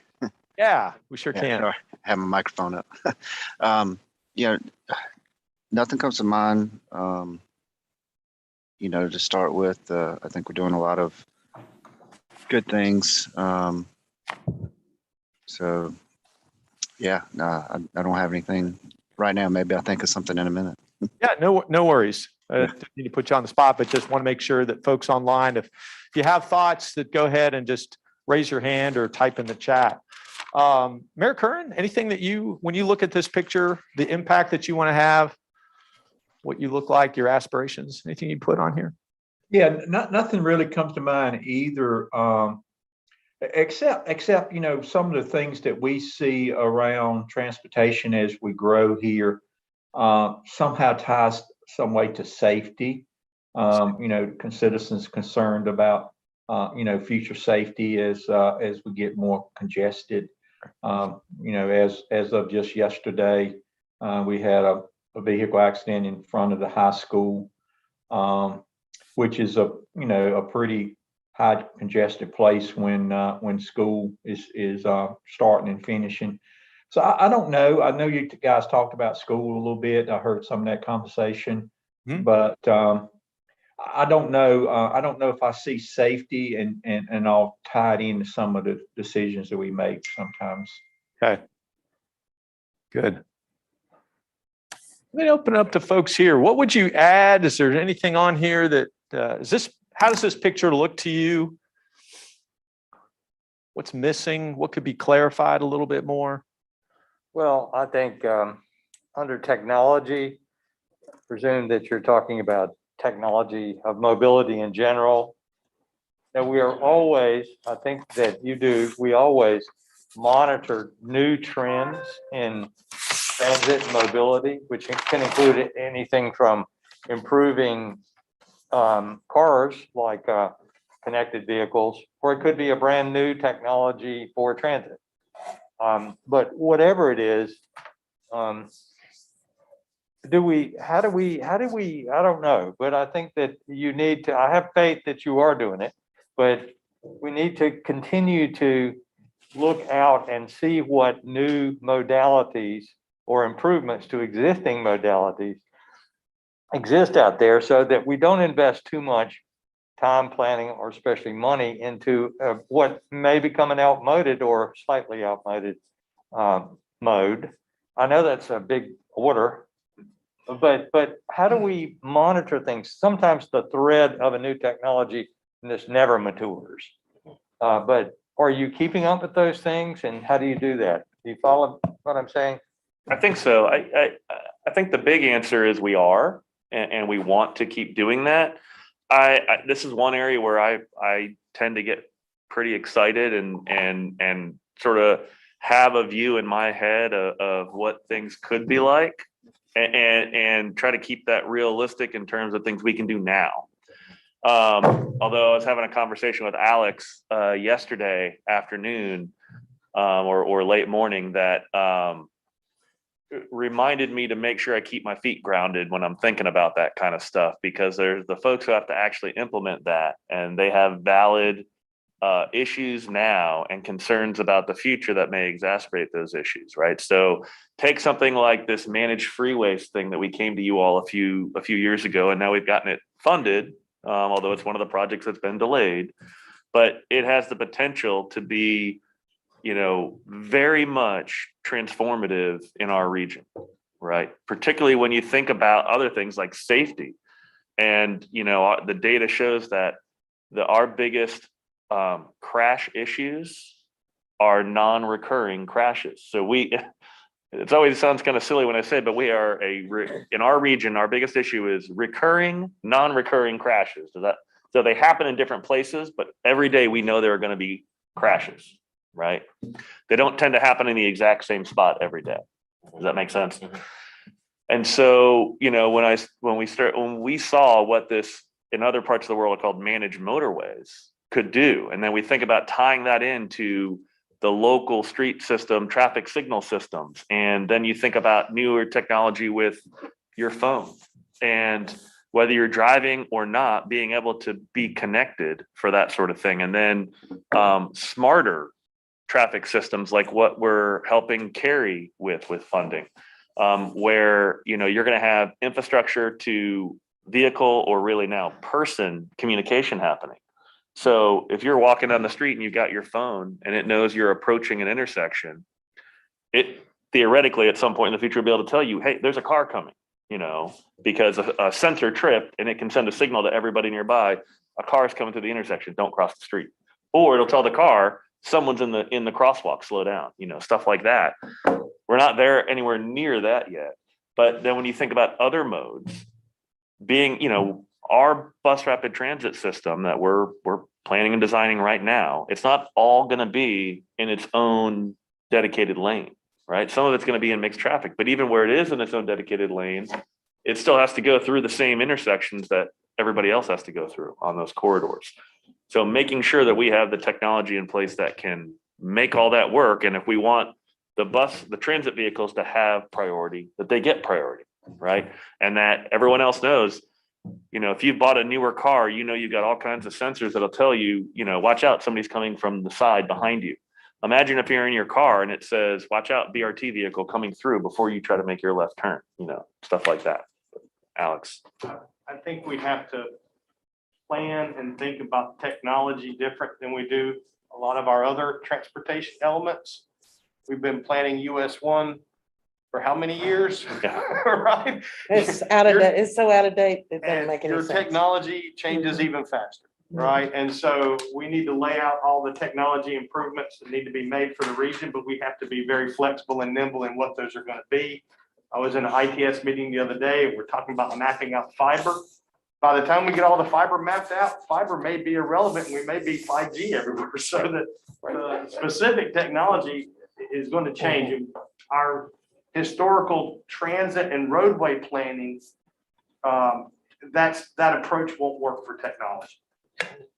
I got it. And I would just want to follow up and say, that's great, evolutionary. What about revolutionary? I mean, how are you keeping up with things that could be revolutionary as opposed to incremental progress with technology? I think that's a great logical question for this, right? And it's not one, the answer today is obviously going to be different than the answer we give you to that question a month from now. And I can tell you what we've kind of done in the past already, when after your last strategic plan update retreat, I went and talked to people about the, autonomous vehicles. That was the big thing people were talking about. And I sat down and I talked with an expert from a think tank up in Ohio, but he was nationally recognized at the time as an expert in that area. And I said, what should we be doing? How should we be thinking about this? We plan 10, 20, 30 years out in the future. How should we be thinking about this? Do we go into our travel demand model and just assume all the freeways now have 30% more capacity because the cars are going to be smarter? And he said, the thing to do now is focus on the things you'll get benefit out of regardless of what happens, and have that be the backbone for the system. Is that in Dallas? The backbone for the Skyline. system. It's Skyline travel. Where's that at? Let me see. I think that's in India. Yeah, it's in India. Okay. Mhm. So, I think on that sort of technology front, on the communication side, we've been trying to focus on projects that could be that backbone. But as Mayor McFarland just showed me, there's we have called Baldwin. or Mayor Baldwin. I'm sorry, I just called you McFarland. I coach my He was on son. CAMPO for a long time. Yes. So those of you who know me pretty well know I have a very, very good memory, except when it comes to names. That's like the black hole part of my brain. But I can remember conversations that we had 8 years ago down to like a picture perfect memory of that, but I'll mix names up. And I'm just a quick aside on that. I'm a youth baseball coach, and we had a kid on the team, and yesterday evening, every time he got up to bat, I called him by another name when he was at bat. And when he got over to second base, I called the same kid a totally different name. And I'd say it, he does at bat, I'd call him Nate, but his name was Gates. And then he'd get to second base and I'd call him Nolan, but his name is Gates. And I'd have to, wait a minute, no, that's the. But you won the game, right, Chris? Well, in that case, we did, yeah. But we have, Shelby actually had an idea. What we've coined the POW, short for Powell. Think of that as sky buckets, right? That's the other name we called it. But you've all maybe seen or been to the State Fair or to Disney World, and you've got that SkyTrans system, which is what Mayor Baldwin just showed me. We thought that would be a great idea for several years ago for different parts of our region. Have these fixed guideway major transit projects that connect downtown Raleigh to downtown Cary to RTP. And then how do you solve that last mile solution? You have the POW. And there have been places now that have actually built something like that. And she was just showing me one example of that.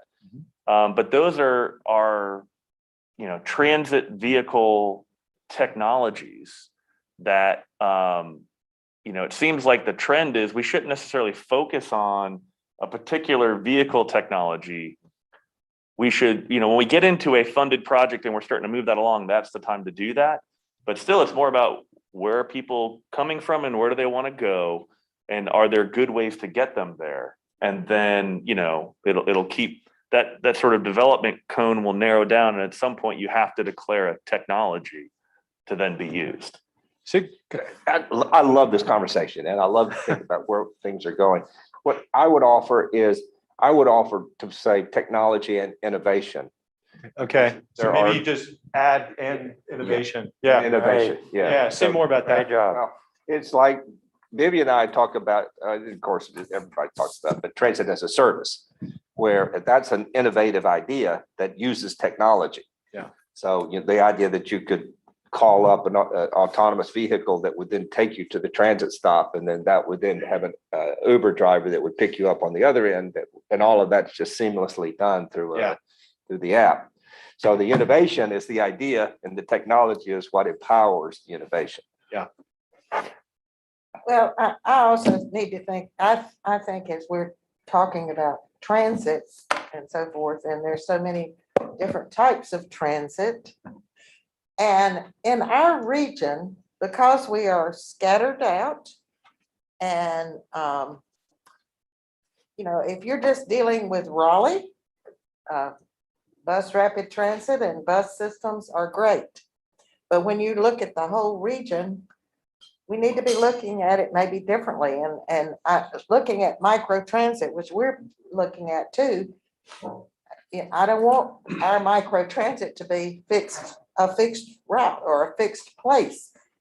But if we started a micro transit program, half of the people that want to use it are going to want to go to Roseville or to Raleigh or to somewhere else. And so, how do we deal with that? We've got to work together on that kind of thing too, not just buses. Right. So it's got to be integrated. Yeah, it's Yeah. all got to be together. Yeah. So do we feel like we've got a pretty good picture of that vision? Is there anything else that you think is just really Yeah, missing? we've got a whole lot of stuff to do. No, this is supposed to be inspirational, not exhausting. Well, it is. It is. I Yeah. mean, there's lots to do. I don't know where it would fit, but if we could be aspirational about helping people live closer to where they work, live, and play, that might be something to do. I don't know if there's a good answer. There's so many people coming from far away and they're just trying to find a house that's within Wake County, for example. But if there's some way to be more intentional about helping them be where they need to travel to, we can reduce travel times and travel trips from the start. Yeah. And we're not trying to fix it later. Yeah. And to that end, what's CAMPO's role in ride shares and carpools and things like that, getting more people to share and connect with each other in a positive way? My wife always tells the story when she first started working in DC. There was a corner that she could go to and people would just pick her up so they could get on the HOV lots. What's that called? It has a name and I'm forgetting on. People just knew that they could do that and it was safe. back then. I don't know Yeah. if it's safe anymore. There is a name for it. Yeah. It was the 70s version of like Uber, but yeah. So that was. And 80s. That Yeah. was a win-win for people and you get a ride to near your work. Yeah. I remember that in Boston. Yeah. So how can we create that kind of culture that people, I've heard the term 10-minute city or 15-minute city, everything you need is within that space. How can we want to be connected, we want to support each other's municipalities, but if each municipality, if you worked and lived in the same one, we have 30,000 people who live in our town and 54,000 people work there. And only 600 of them do both. Wow. Okay, Wow. so Yeah. that is a lot of in and out. Wow. What can we do to fix it at the start or adjust it now?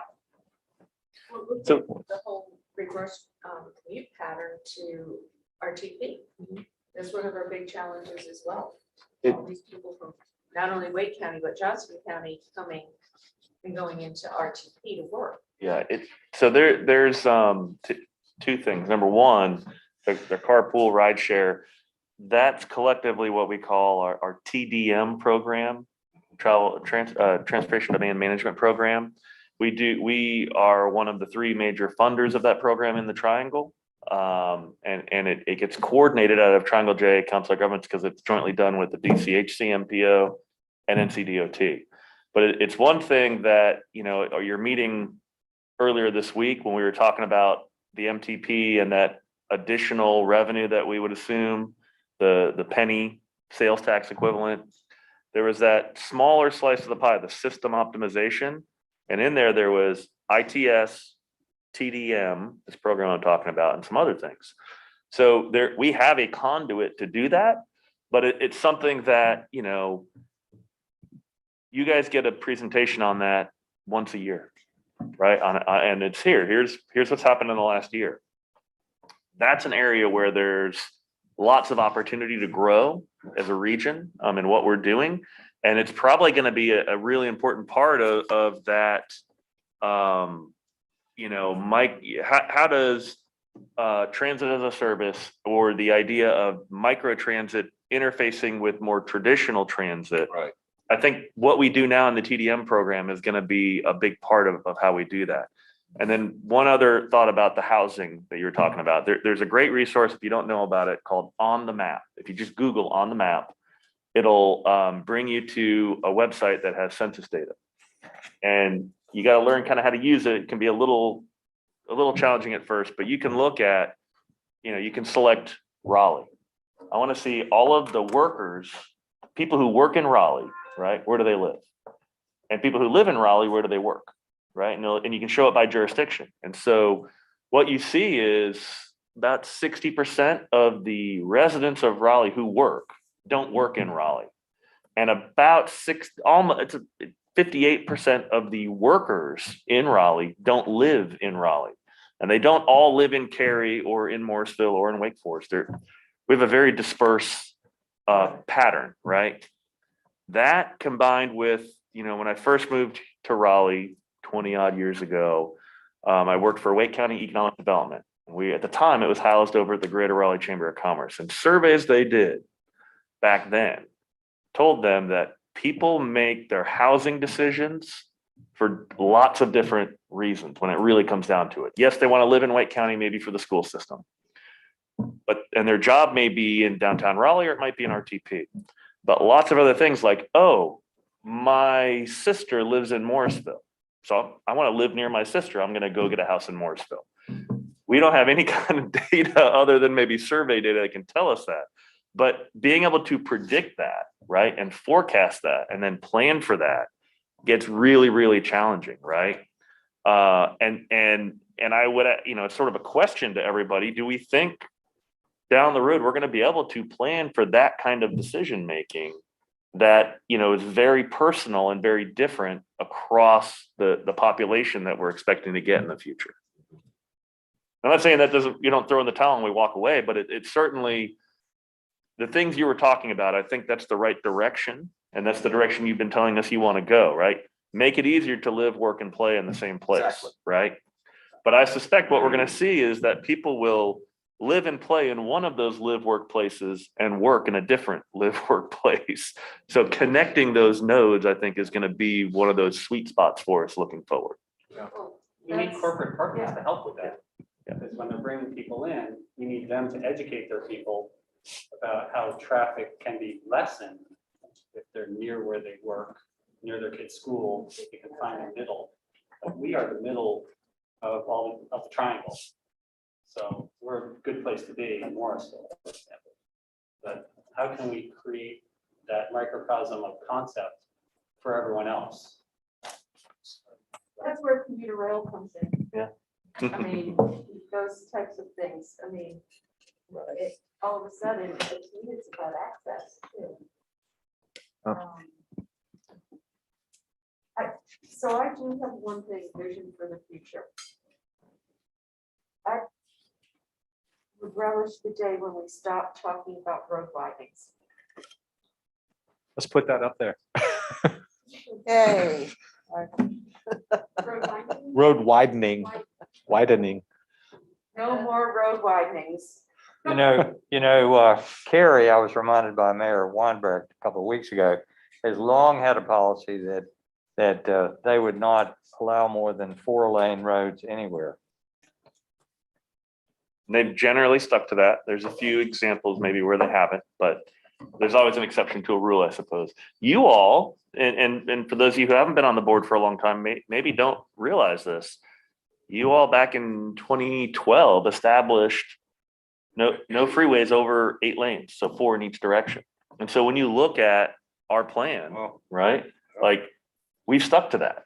So in our adopted plan today, and in our 2050 draft plan, I-40, it's not going over 8 lanes, right? Raleigh, for for a couple of decades now, I said we don't want any more capacity on the Beltline, right? Very clearly, based on how statewide prioritization and how the state and federal funding decision making works, we could absolutely get money to widen that road if we wanted to. But there's been a decision made. It is what it is, and that's the way it's going to be. And so I'm not saying that you shouldn't put it up there. I think it's just to acknowledge that you've made similar decisions in the past to say this is as far as we're going and we're not going any further than this. I you want know, to see it in writing. Yeah. I want to see it be part of, because elected officials come and go. Legislatures come and go. Governors come and go. And so do, let's see, DOT secretaries. So, I mean, even, I will say this too, some people will probably be upset about this, but driving here today with SIG, we carpooled. The new interchange at Wade Avenue and I-40. I think about the money we spent on that or spending, and I want to pull my hair out of my head. It looks ugly, it's overwhelming. It looks ugly. It looks ugly. It's the gateway to our city. And I'm like, damn it. Why couldn't we have done better? I mean, concrete walls, blah, blah, blah, people going all over the place. It's not intuitive. I'm frustrated. Can you tell? a little bit. Do you want to jump in? I'd support that after 54 gets widened. And I'm sure Apex would say, now that we have Peakway, maybe we agree too, but there's certain areas that still need some road widening. But I do hear what you're saying. People don't want more pavement. They want to keep the green. You know what? One of the reasons I like driving that 54 is because it's not wide. You don't want to be there in Morrisville on Fresh Oak. That's not I enjoyable. have been. I have been too. But it's just, put it on there, but there's got to be exceptions to the rule, as Mr. Lucas said. Vivian, did you want to? Vivian, did you want to jump in? No, I agree with what Mary Ann is saying. We're spending too much money widening roads instead of fixing the intersections and the connections that we need. You know, if they weren't doing that, maybe they would have fixed Rogers Road in Wake Forest, which has been put off for 5 years, you know? I think, and just listening to the comments there, I'm not trying to change your thought, but maybe what the thing that we need to explore more as we move forward is what our policies would be in this region for new road capacity. In some places, it might be an absolute no, but in other instances, there might be, you know, within certain criteria, right? It's what John Hodges Koppel has been talking more and more about lately with complete corridors, right? Right. And what Mayor Jones has talked to me about a little bit with even US 1, the general purpose lane widening should be the last thing that we do. The interchanges, the intersections, the HOV transit lane, those things should be first. And then we talk about about any kind of widening after that.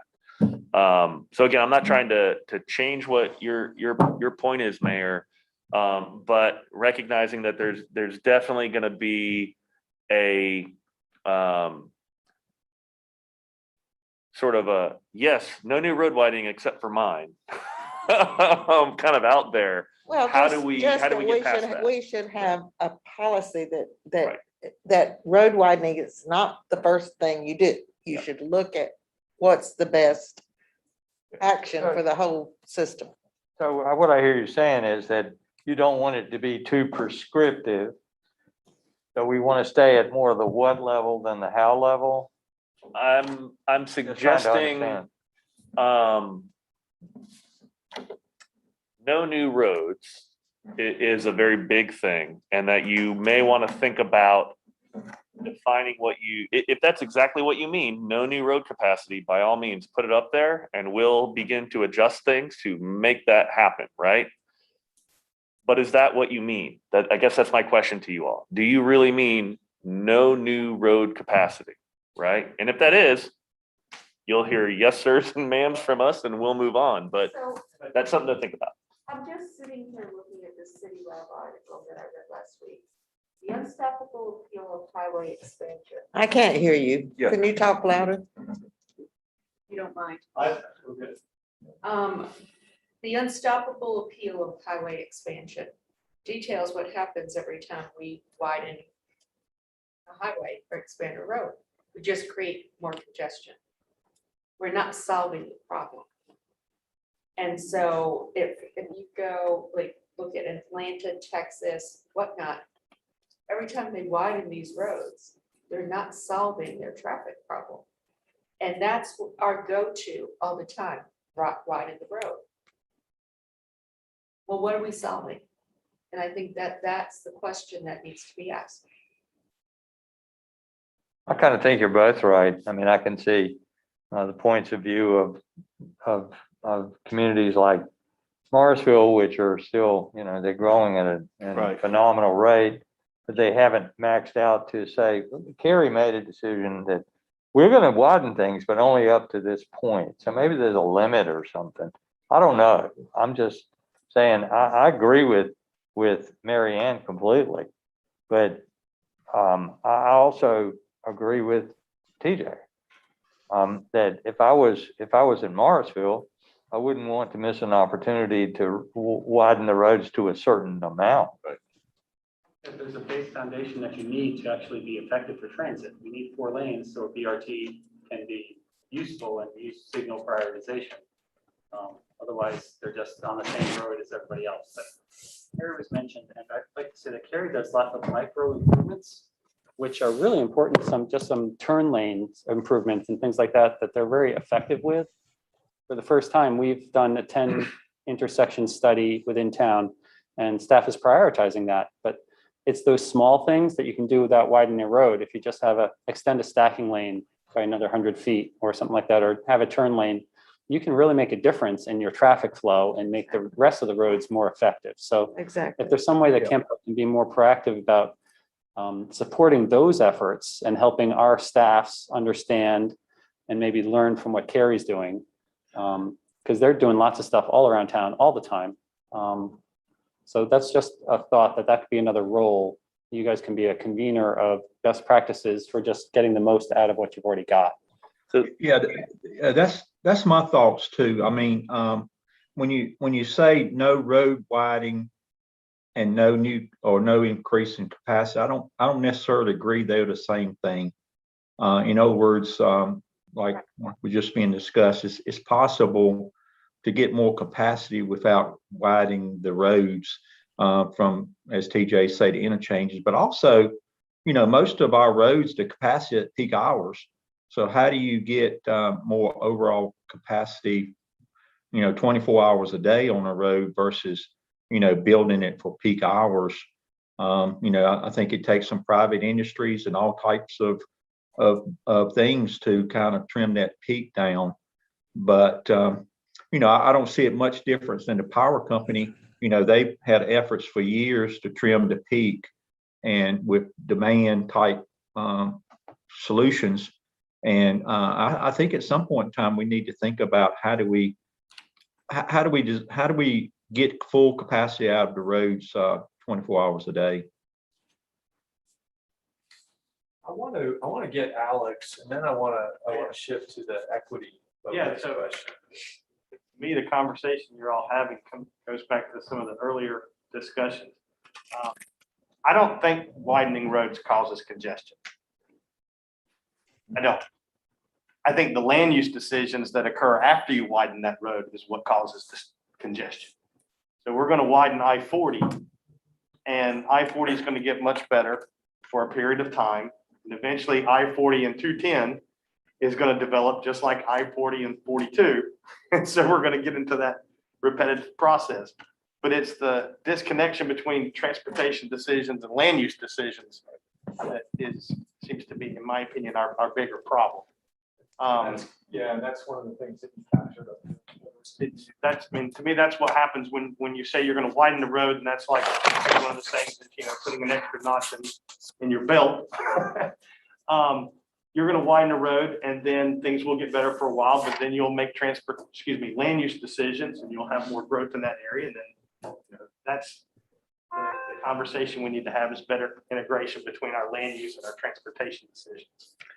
So I think what I'm hearing is that we need to explore either a set of new or updated policies around, in particular, roadway capacity, right? And, some of the one-off things that you all have done in the past with, we're not going past 8 lanes on our freeways, or, sort of in the vein of these managed freeways and ITS systems, we're going to squeeze every bit of capacity and mobility improvement we can out of a corridor before we really look at widening. Maybe a higher level policy of that has, how this all fits together underneath it, right? Because there are, I think what Mayor Carley's talking about is there's a base level of connectivity that you might need from a local perspective, and a base level of capacity for other things you may want to do. So how does that all fit together, and how do we do that at a regional context that can then be useful? Because you're the board that decides what's going to get those state and federal dollars, right? Now you're also the ones that've got to go back to your local boards and defend those decisions. Like, you could very easily, say CAMPO is not going to approve any projects that add more capacity to the road, right? Any new lanes. You'll see all that stripped out of the plan. You'll see all that gone. But at the end of the day, you're all going to be the ones that have to sell that and defend those decisions to your counterparts at the local level. And if that's where the region wants to go, then we'll put it in here and we'll start developing down that path. But it sounds to me like, while there's some on that end of the spectrum of absolutely none, there's a lot of others who are still, hey, there's still some that needs to be done. And how do we find a way that we aren't having the Texas example of 26-lane freeways, right? But we're still getting the connectivity and the base capacity to be able to have options to do what you want to do in the future. Well, that's why, Yeah. does it have to be a prescriptive policy? Can it be Exactly. more I customized agree. to the local conditions and the circumstances, and have each individual municipality make more custom decisions instead of having a policy? Because Raleigh is going to want to go one way based on its circumstances, and Morrisville and others are going to want to go another way. It just depends on the project. Is that possible? But it still impacts the region. Go what? Yeah, I was. But did you finish your? Yeah. So 2 things that I want to bring up here, and one is that we're talking about capacity and how to squeeze more capacity out of our roads and that kind of stuff. But I want to go back to first thing I want to say, go back to Ronnie's comment about safety and how can we keep people safe. And I almost would want to put that in that empty spot up there. Safety. Safety is that, because safety has to be paramount, because too many people are dying on our highways. We see it every day as we're driving down the road. People are being injured and killed. And if there's things that we can do within the system or innovation or technology to build in, and this is vision zero type things. So what can we do around this type of conversation that creates safety? The other thing that I have to bring out on the table that we have not mentioned at all, and our colleagues over at the DCAC would be horrified by this, that we have not mentioned climate change. And so I think that we have to get that up on. Up here. Oh, is it up there? Okay, sorry. That's up there. Yeah, but say more about that. Well, it's just, we had a whole joint MPO around climate change, and that was really the driving theme that people were talking about. And so I think that at least has to be embedded into our conversation and acknowledged as we're here today. Well, I just want to just say that when I say no more road widening, I don't really mean that literally, because there are situations like you're talking about where you need to, but we don't need more than 4 lanes, or maybe 4 with an HOV lane or something like that. But that's basically what I'm talking about. I think, Chris, that's a really good, that's a really good topic of conversation for the TCC to really think about, from this direction. I think ultimately you all will want to consider some sort of regionally, some sort of policy that has a regional context. Right. right? And that will help you and help us when we're developing things to bring to you when it comes to an MTP update or spot lit, prioritization list, that sort of stuff, or even the LAP program, right? Like a policy like this would sort of be overarching in one sense, but still allow, like, we'll consider based on these kind of tests or something. And if you meet that test, then here you go, here's some money, I'm not trying to set that up today. I'm just saying discussion today is going to result in us saying, okay, in the next couple of years, we've got to develop this. Yeah. I think part of it. I have a comment. I think Michael's had his hands up before me. So Michael, if you would go and then Michael, go ahead. let me do a Okay. comment. I think, first of all, this is a great discussion. But one of the things that keeps coming up for me during the course of this discussion is, we have Go Triangle and we're looking at commuter rail. And my question is there a way to accelerate getting commuter rail sooner? And the reason I put that out there is because this is a personal opinion. I think we're woefully behind with respect to expanding roadways with additional lanes. And I loved what Alex said. It's almost like build it and they will come. But I just wonder if we should be putting a lot more focus on commuter rail, because my feeling is, could that conceivably reduce what we're talking about with respect to the congestion?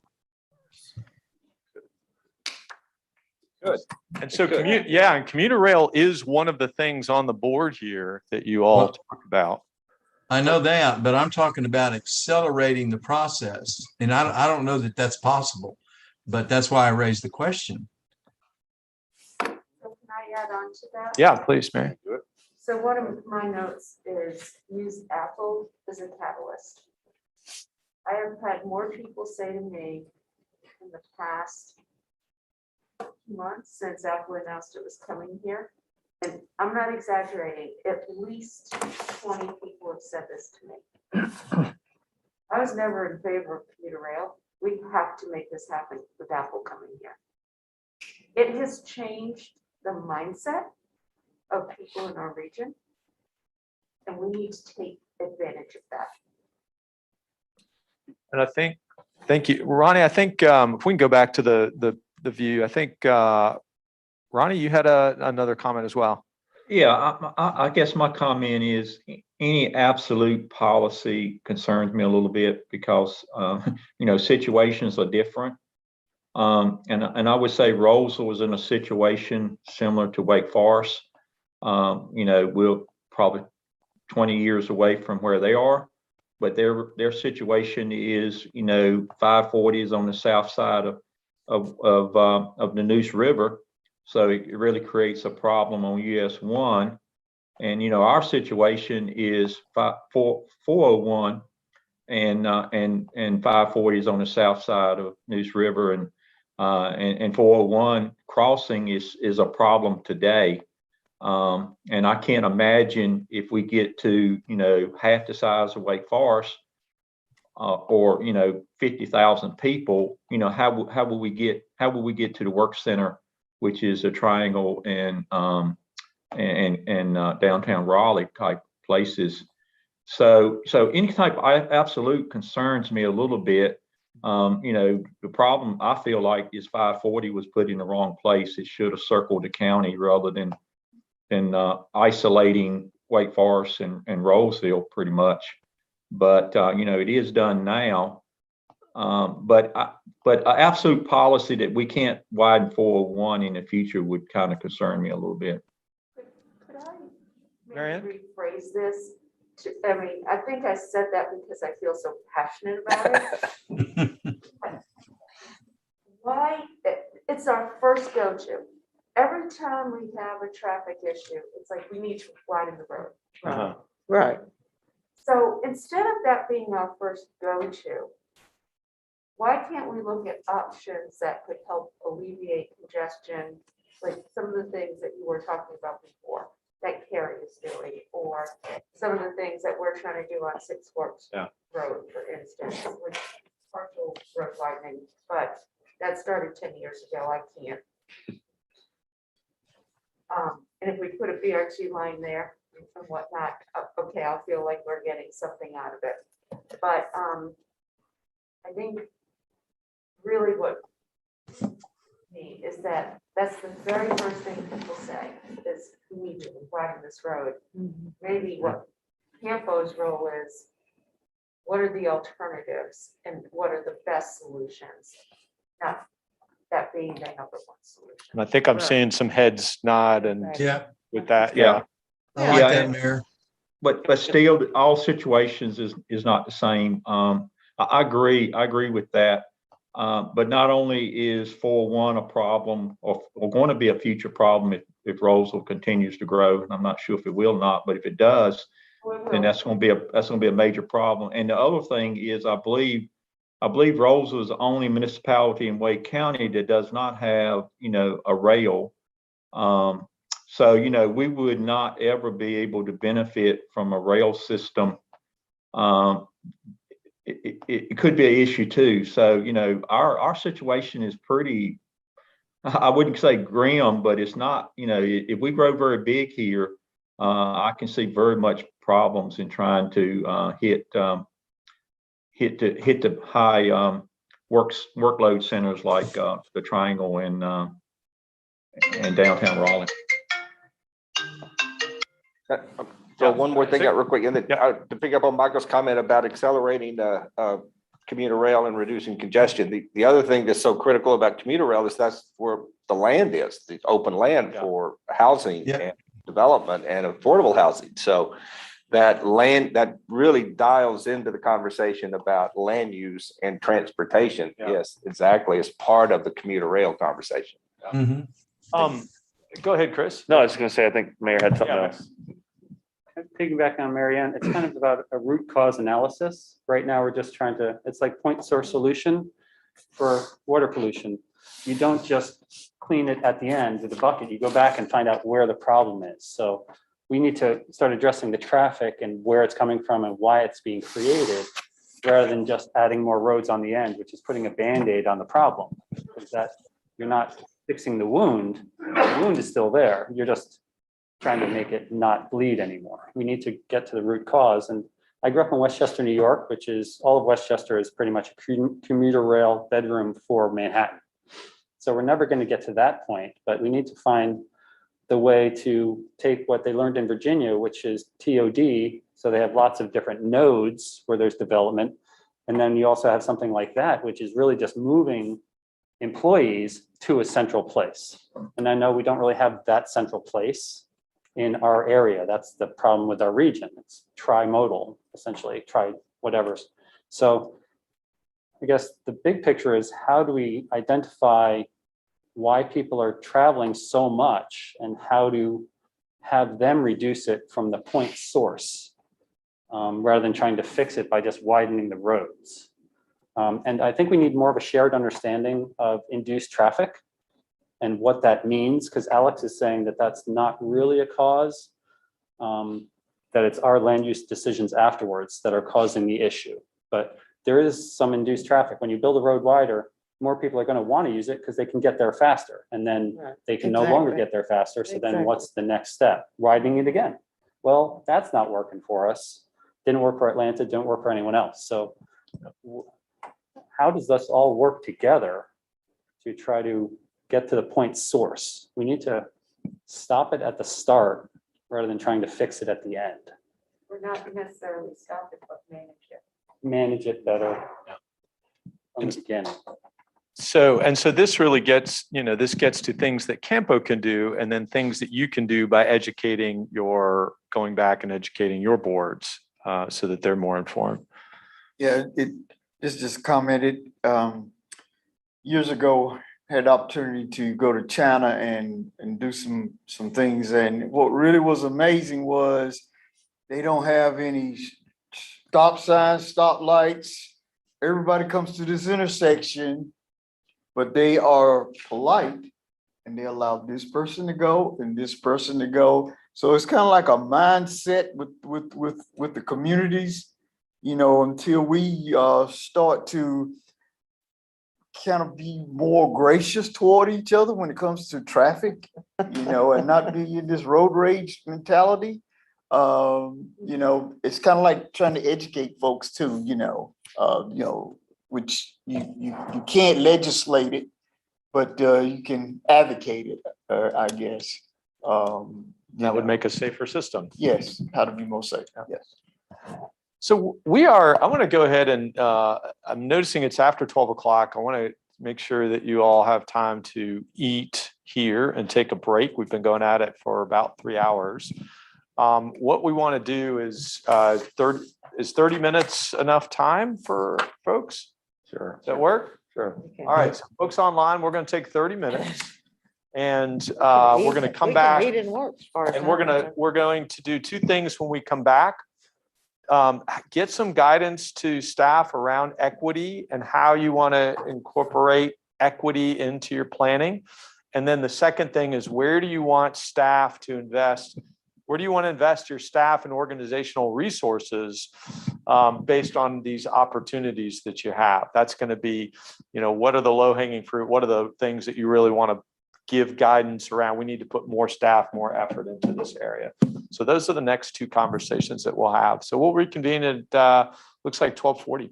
Will staff be able to tell us what some of the low hanging fruit is, so we're not shooting in the dark? We can Yes. definitely give you our thoughts. Yeah. And so this is it's a process. We want to hear from you, and then it's going to come back to you. So yeah. So we'll take a break and we will. Yeah, we'll. Yeah. And we can eat and. Oh, it's fine. We can. Yeah, 20 minutes work. Yeah. Okay, we'll let folks online know 20 minutes. Yeah, we'll put a timer up. Get our stuff and keep working. Yeah, keep working. We can keep working. Anyway, rock and roll. I agree. Get her done, man. Get her done. All right, so food back here. There's drinks.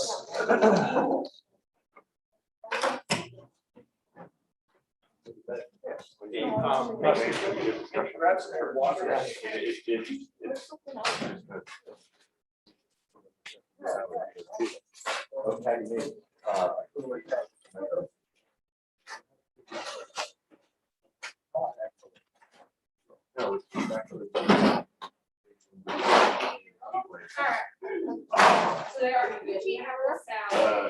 So that's one of the things we want to talk to you guys about is, the next several months there, so what we feel are key projects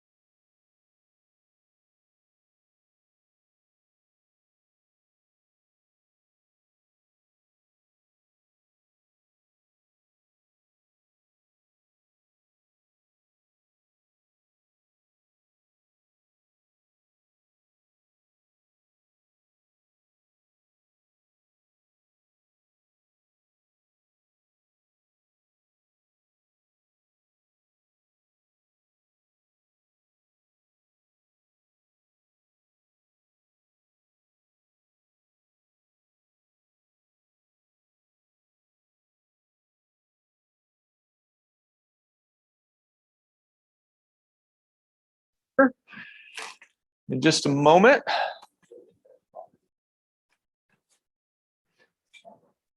November 5th, right?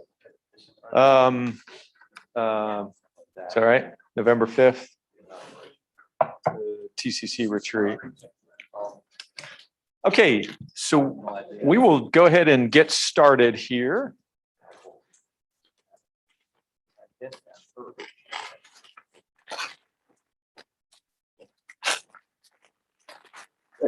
Do folks want to, do you need another minute or we want to just jump into it? We good? Okay, all right. So that was a great conversation. And I think that Chris, you feel like you and your team got what you needed out of that to be able to really take that and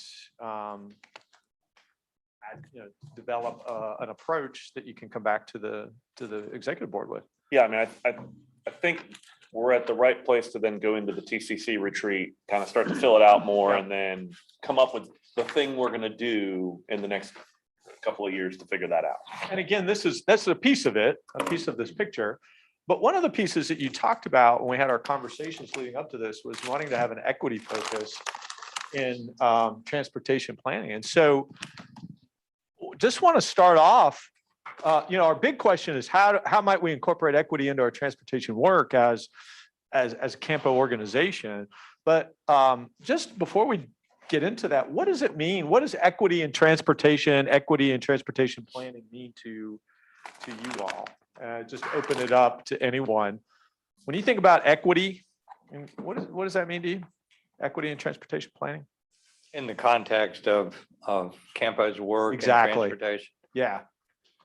I've struggled with that personally, but I think at least one element of it has to do with considering the impacts on BIPOC and under and disadvantaged communities when any transportation project is proposed. One obvious example of that are the freeways that have cut through a lot of communities in the past. And that damage is done, and some of it may get undone, may not be, but it's but they've got to be, those impacts were probably not fully considered at the time. I'm not sure it was it was purposeful. It's probably just an insensitivity. But how do you do that? I don't know. Yeah, that's my opening gambit. Yeah.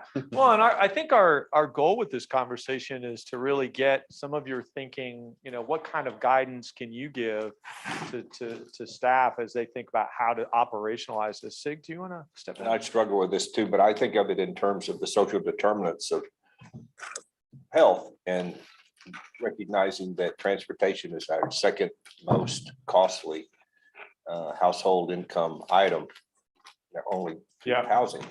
So when I think about equity in transportation, what I think about is how can we create a transportation system that doesn't require owning a car? I would say access. Access. So say just a little more about access. Just being able to use it, get there, whatnot. I mean, equity means a lot of different things to a lot of different people. Yeah. But the bottom line is we don't have access to a transportation service or system. Yeah. You're using, and so looking at how we can provide access. And the second piece is community engagement. Oftentimes communities have been asked a lot. Yeah. And goes back to what Will was saying.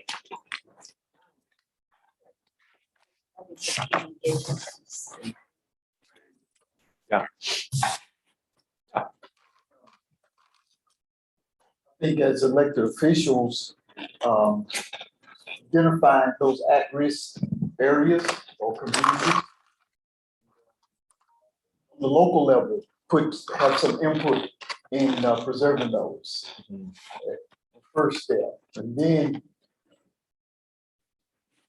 organizations such as CAMPO would know where these at-risk areas are, and, we could govern ourselves according to where the VO roads and access, as the mayor said, for those communities.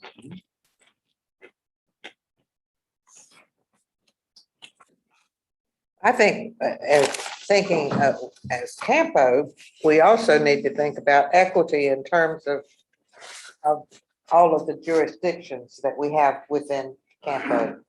Because we have to remember that, you know, maybe Youngsville doesn't get as much attention as Wake Forest does, or, you know, Bun, or whatever, any of the, you know, so I think we have to think about that also. So defining it in terms of the different members of. CAMPO. Exactly. Yeah. I think that that's part of the equity equation also. More, I want to reframe my answer here. When I said equity is not having to own a car, I would say equity is reducing the cost of transportation. Reducing the cost of Right. transportation. Yeah. Okay. Anyone, any of the folks online want to add your thoughts about what equity means in transportation planning? Anything else you'd want to add to? I agree with Vivian. We talked about that in our breakout session earlier, specifically with Youngsville was, just, all of the projects going on and how they impact, the smaller towns outside of the bigger area in Raleigh and Wake County. And as, Mayor Kern was talking about with, the commuter rail, that doesn't benefit them at all. So just making sure that we keep in mind how it impacts all parties involved with CAMPO. Scott? Are there some things that you think that CAMPO could do differently, do more of to incorporate equity into the work of the organization? Some things that come to mind?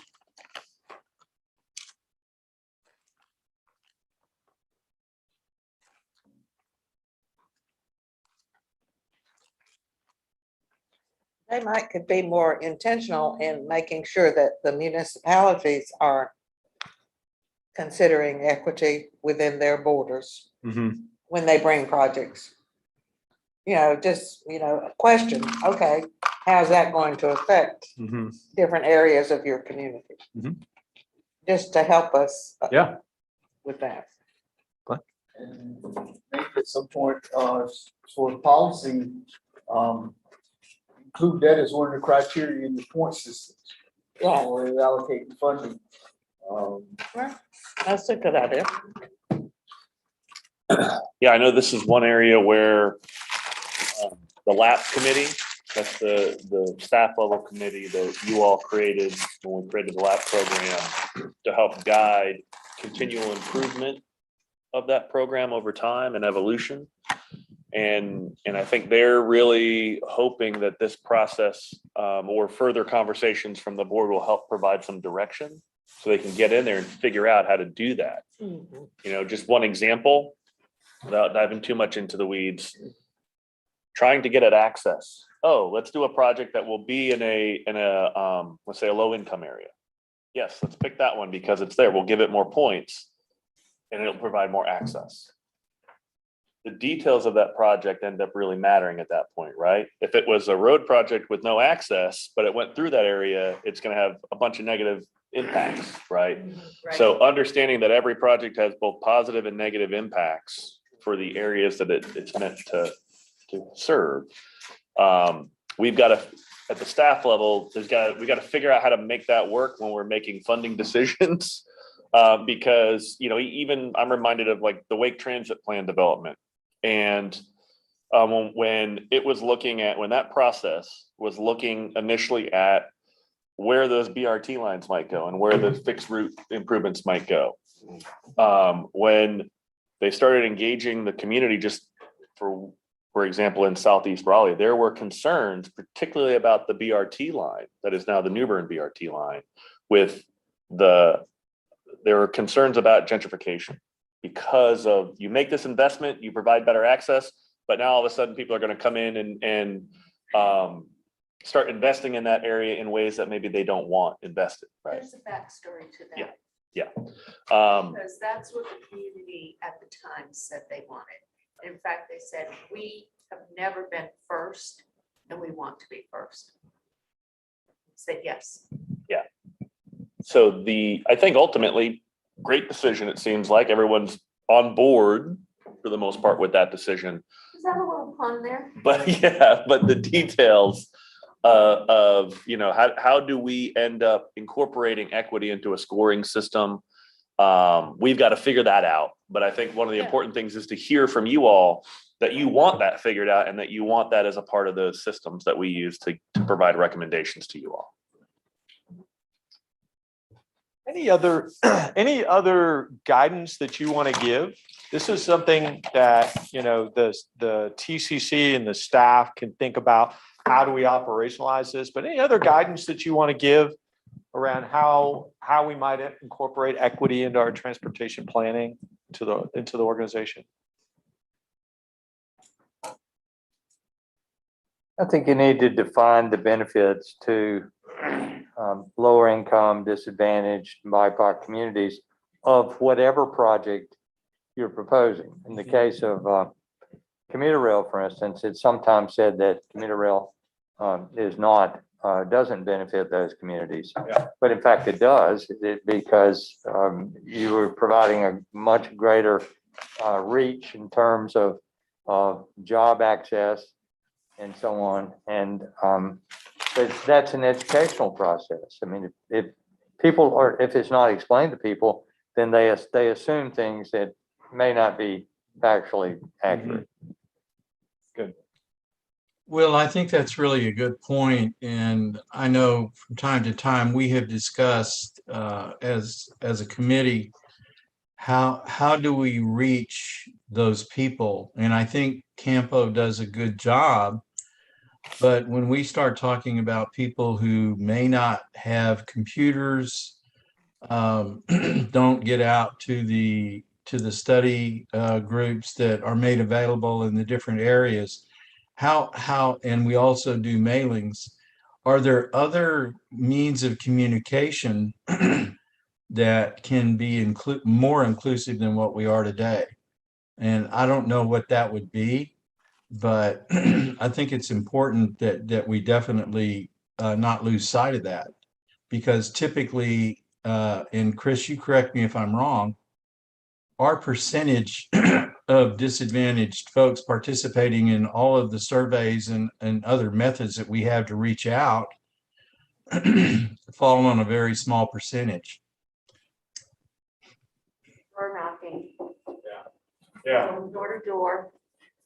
That's right. Door to door. Door to door, sandwich boards and transit stops. Yeah. That's where people will see this. I mean. In fact, that's what we're doing at Go Triangle in Durham, and what the city and the county of Durham are each doing to reach out to people in Durham who do not, to your point, Michael, have access to perhaps a computer on a regular basis. And they are actually interviewing people in person, even during COVID, and doing it pretty effectively. I think they have statistically accurate samples. So it's possible. You just gotta think out of the box a little. Right. Agreed. But you go where the people are. Yeah. Yeah. All right. So I think we want to, again, we wanted to get some definition of what this means to you. What are some of the thoughts? This is something that the staff is then going to take and further develop and bring back some more ways to operationalize this to you. So I think this guidance, Chris, is there, or Alex, Shelby, anything else you feel like you need guidance from this conversation? Or do you feel like this gets us the start that we need for the DCC? I think it's a good start. I would be interested in some conversation around the equity focus versus some of the other things, like level of priority. Program for projects in disadvantaged areas, but are those points worth more than the safety points or worth more than the connectivity points, or, No. you know, just kind of your direction on that level of importance, I guess. Because we all agree it's very important, but so is safety, so, you know, so is Well, with connectivity. equity, you could also be building safety and building connectivity. Because that's been the unthought of. Or the forgotten part. So you might actually be looking at things that help you obtain all of those. Yeah, and certainly the lap scoring is cumulative, so you're getting points in each of these little categories that add up to the ultimate cumulative score.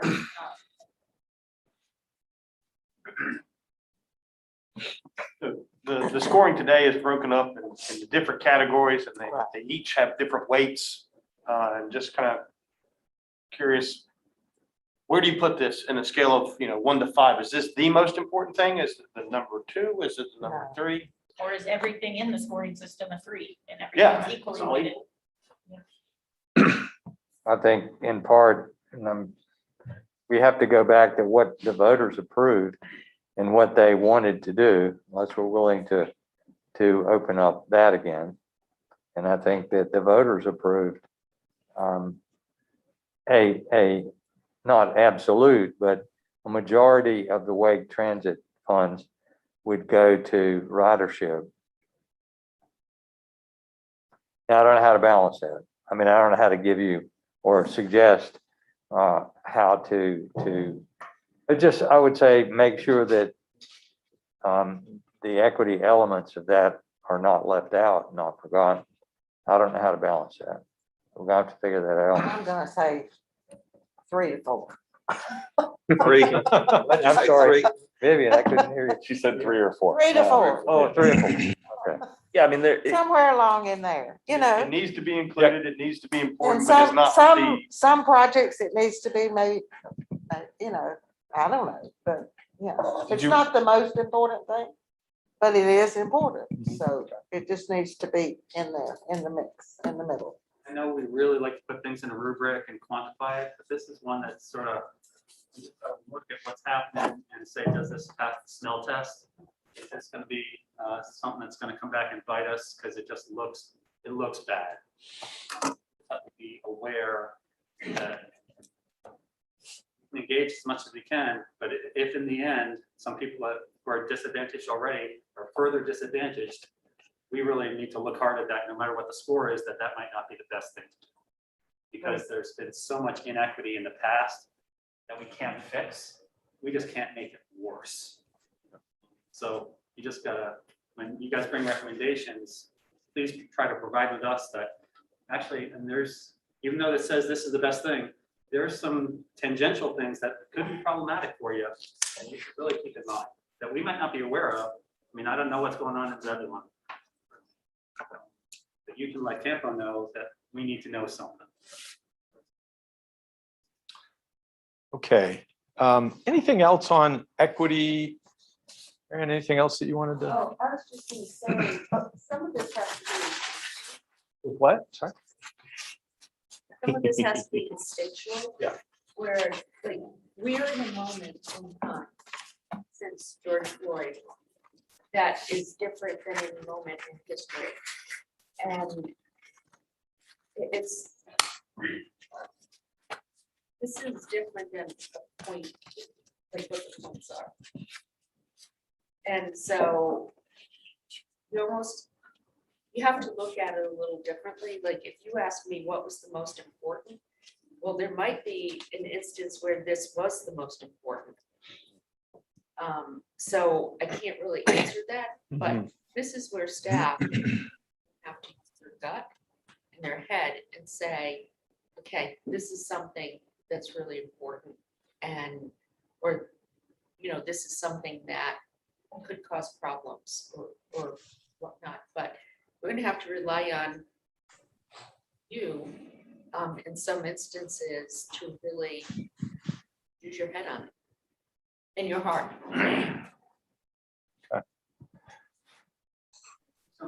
Do some back channel communication into that space with the elected officials and the grassroots people to sort of help inform you.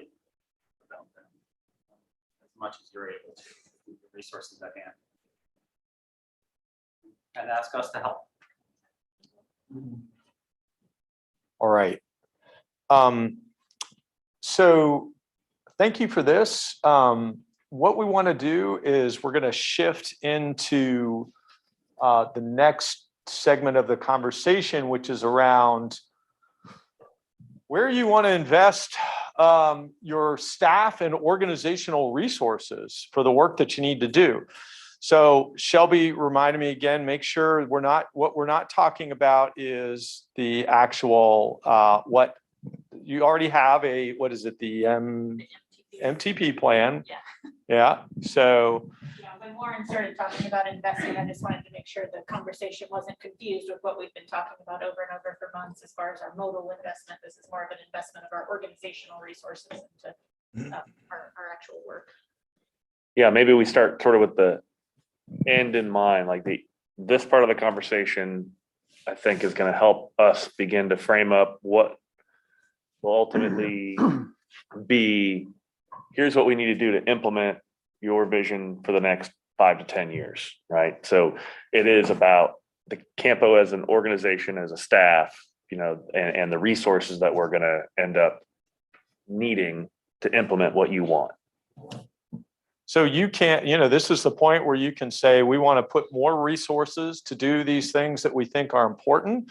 And of course, if that costs,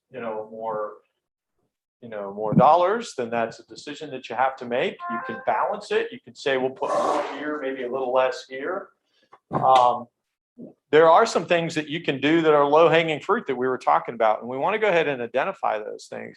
So what we're trying to do is start from that conversation that we had this morning about looking where you are right now. What are those opportunities?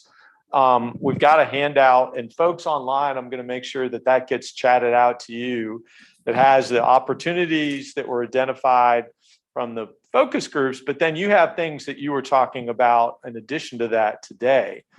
And so again, what we're trying to do is there an opportunity of something new, a new investment in staff and time that you want to make, something that you want to do more of. Something more of might be, maybe more of investment in some of the kinds of outreach you do, or education or training or something like that. These would be things up here, would be what we think are high effort, take more time, higher cost, a little bit more effort.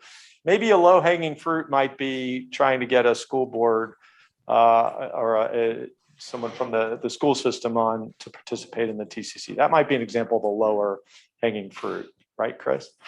The attempt, yes. Yeah. That fruit is at the top of the tree. So we're just railroad company. Yeah. So there are going to be things you can do that maybe aren't going to require a lot of extra time and resources, but we want to get those up on the board. But if there are some big things that you can make impact, that are going to take some effort, going to take some staff, we want to go ahead and identify those. So again, think about, this is your vision. You think about where you are right now. What we're trying to get to is to have you, we're going to just have you work in just a couple of small groups here to just say, what are those 2 or 3 things that we think we really need to put some effort into?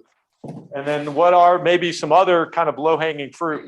We know we can do this, and we want to make sure as a board, we direct staff to do this. Chris, do you want to add any additional context to this?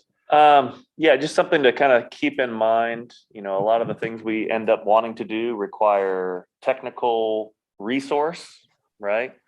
So, I don't know that I'm saying you need to put technical up there, but we might end up coming back to you later with, in order to do these things you want, we need to recognize there's, we have 2 modelers on staff, right? We have maybe total of 4 technical oriented staff, right? And so to do more things, obviously part of that conversation is going to end up being, we're going to need to address that, because again, a lot of that stuff is technical in nature and to do the things you're going to want to do. So just not to say put it up there, but it's just something for you all to keep in mind as you're thinking through what you want to put up there. Chris, could you share with us the size of your staff? I don't even know. Yeah, so that's probably a good thing to do. I'll give you the short version, and then if you want to dive in, we can. So, executive director, 2 deputy directors, 16 full-time staff, 1 part-time staff, 3 dedicated to Wake Transit related activities. That's all they do. And I'm sure they tell you they probably need more resource there. We also have 2 modelers, 2 travel forecast modelers. We have one GIS analyst, 3 transportation planners, public engagement specialist, public engagement planner, a finance person, and then a lap manager who's solely focused on our lap program. And how does that compare to other larger MPOs? Great question. So the sort of national best practice for staff at an NPO is about 1 per 50,000.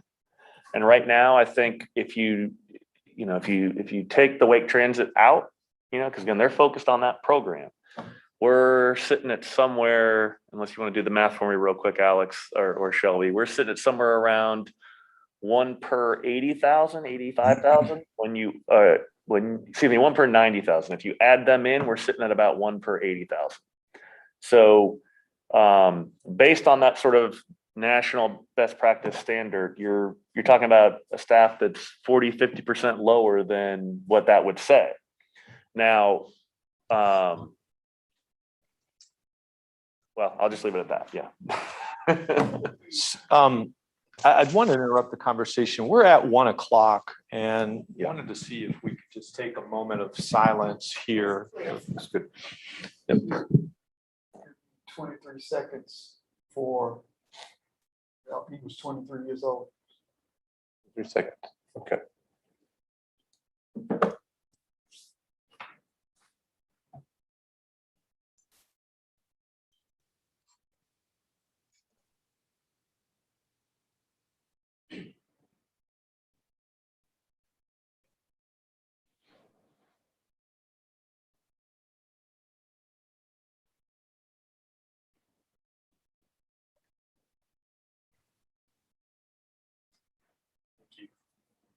Let's all just think of Jessica right now.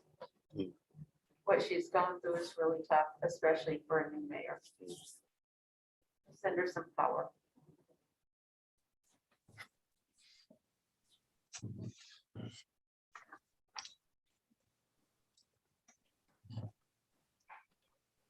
Okay, so what we're going to do is give you a chance to just pair up here. Maybe we can have you 2 pair up, have you 2 pair up, have you 2 pair up. Look at the opportunities on that sheet. Think about what else that has come out of our conversation today. Folks online, we're going to put you in a breakout group. Sam is going to be with you. And again, what we want to capture are there some low-hanging fruit ideas that you have that you want to put on the table?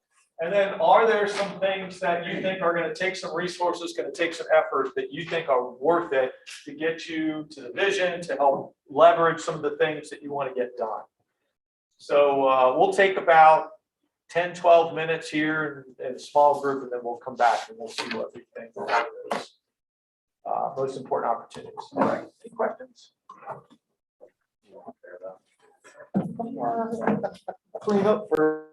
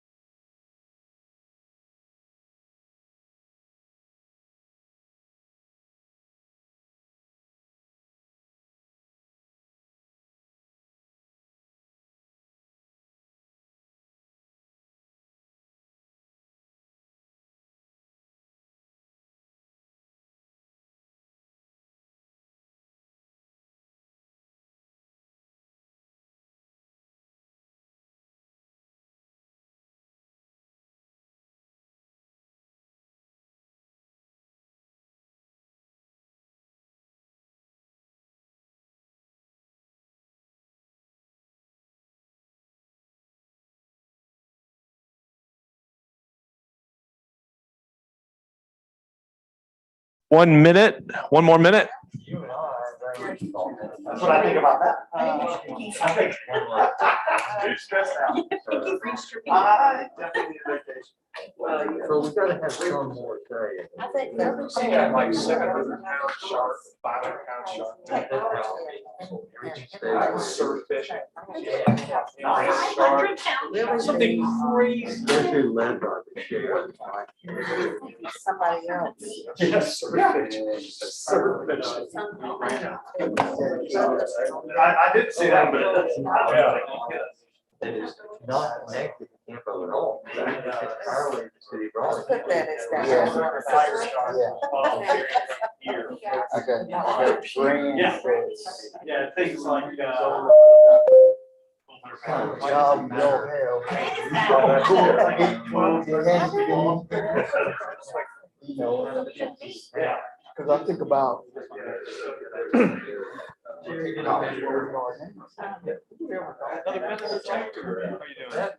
Take as long as you need. Okay. Another minute. We're good.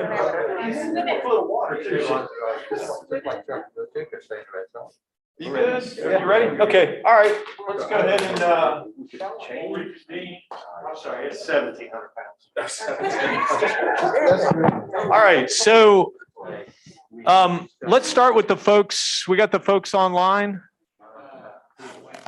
We're waiting for them to come back. Okay, let's wait for them to get back.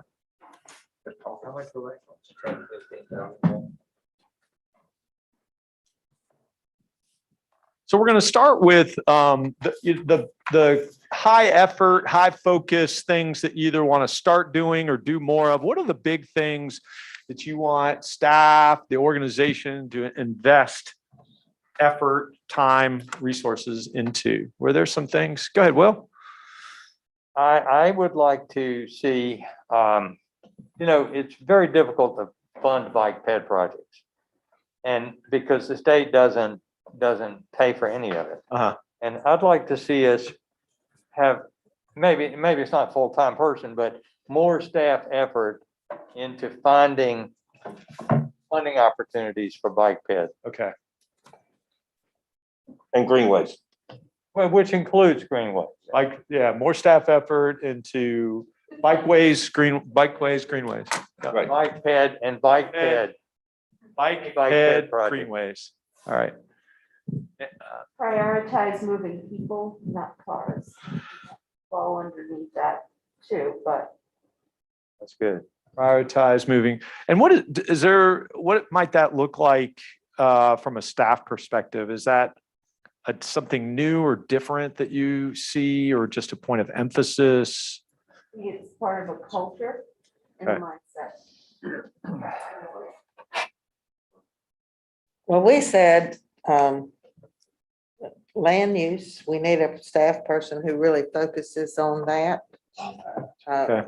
Advising or checking into or whatever they would do. Read the regional transit plan Regional transit. and also technology and innovation. Somebody who really is looking at that and figuring out where we need to go. I don't know. That's two. Technology and innovation. Okay. We also had technology as the, a point, some point-to-point technology assistance, perhaps an app, could we pilot it? Could we do what we were talking about earlier, maybe apply for a smart cities grant or work with some of the municipalities to apply for one? But something that can take you from point to point. But Jessica was saying before, I'd like to be able to get on my phone and say, okay, this is how I can get from here to there. Right. Sig. Picking up on Vivian's point, we talked about a regional transit, but under that, developing a plan and outreach to the community. Outreach for the regional transit planning. Yes. Okay. Okay. Also, more resources for the LAP program. Okay. And then the final thing would be, if we're talking about investment, are we being competitive in investing in our existing staff. So I'd like to see a staffing study, because right now our staffing is built around the city of Raleigh's job descriptions. And that doesn't really fit within a CAMPO model. So I think we need to do a salary study of how our staff compares to other MPOs to make sure that they are adequately compensated. So one thing, Mason, to add up here is outreach for regional transit planning. Let me come over to folks online. What were some of the things that we'll start, again, we're starting with some of these high effort, high focus. What were some of the things that you wanted to add to this?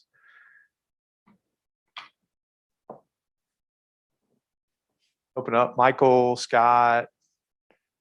Eric. Oh, you're muted, Michael. One of the things we talked about was land use focus. Okay. And I'm embarrassed to say this, but I'm going to say it. Clayton is presenting, the staff is presenting a new 2045 land use plan to the planning board on Monday night. And this has been a 1.5-year process, partly which was delayed due to the COVID issue. But I'm embarrassed to say that I don't know that we had reached out to CAMPO or any member specifically to discuss that particular issue. And we should have done that. So I need to do a little research when I leave the meeting. But one other thing, and we're in agreement with, is more attention with respect to greenways, bikeways, and walkable communities as well. Great. Were there some we can come back to this, but were there some other lower hanging fruit ideas, no brainers, things that you'd want to put on the list?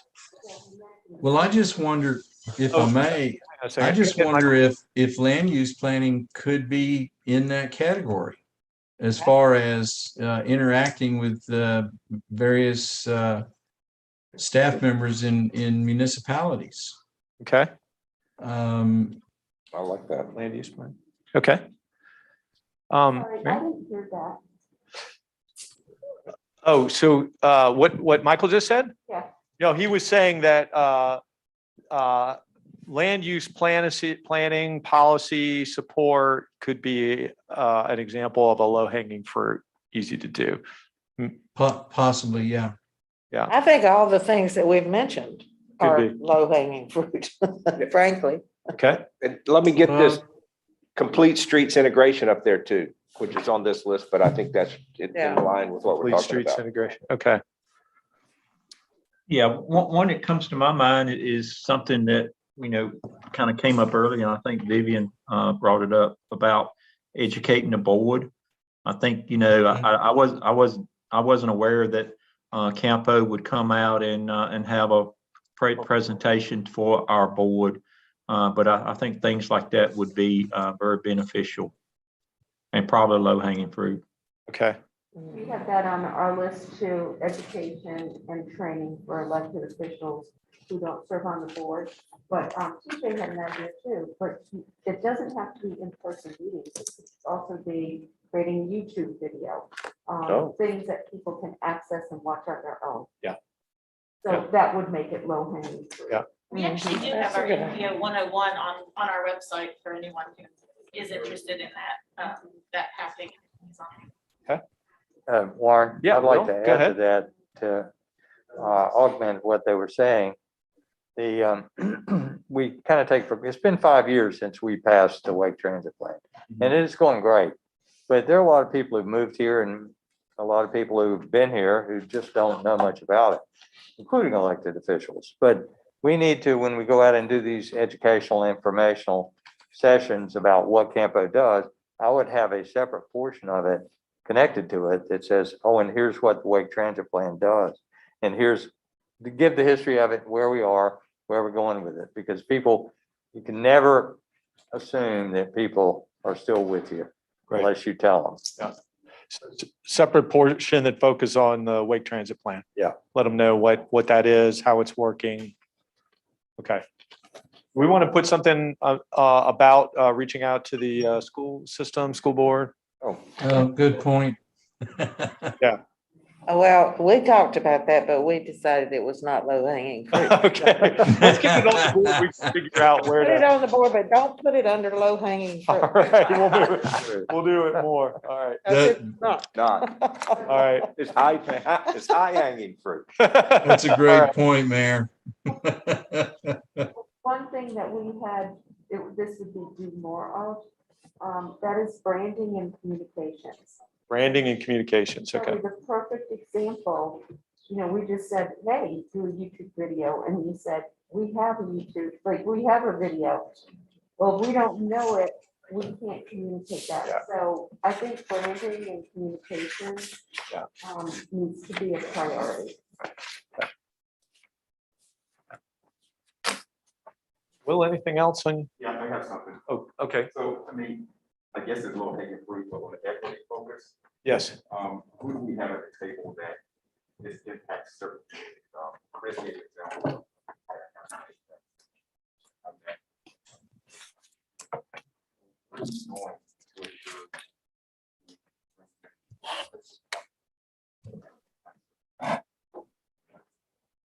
Okay. Is that how we look like? Okay.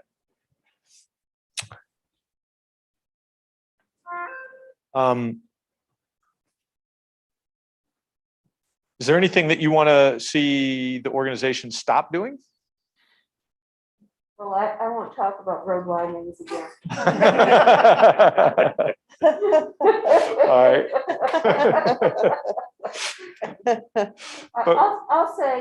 I'll just say, not the first go-to. Not the first go-to. All right. Road widenings, not the first go-to. First thing has to meet in December. Yesterday's meeting, that's just.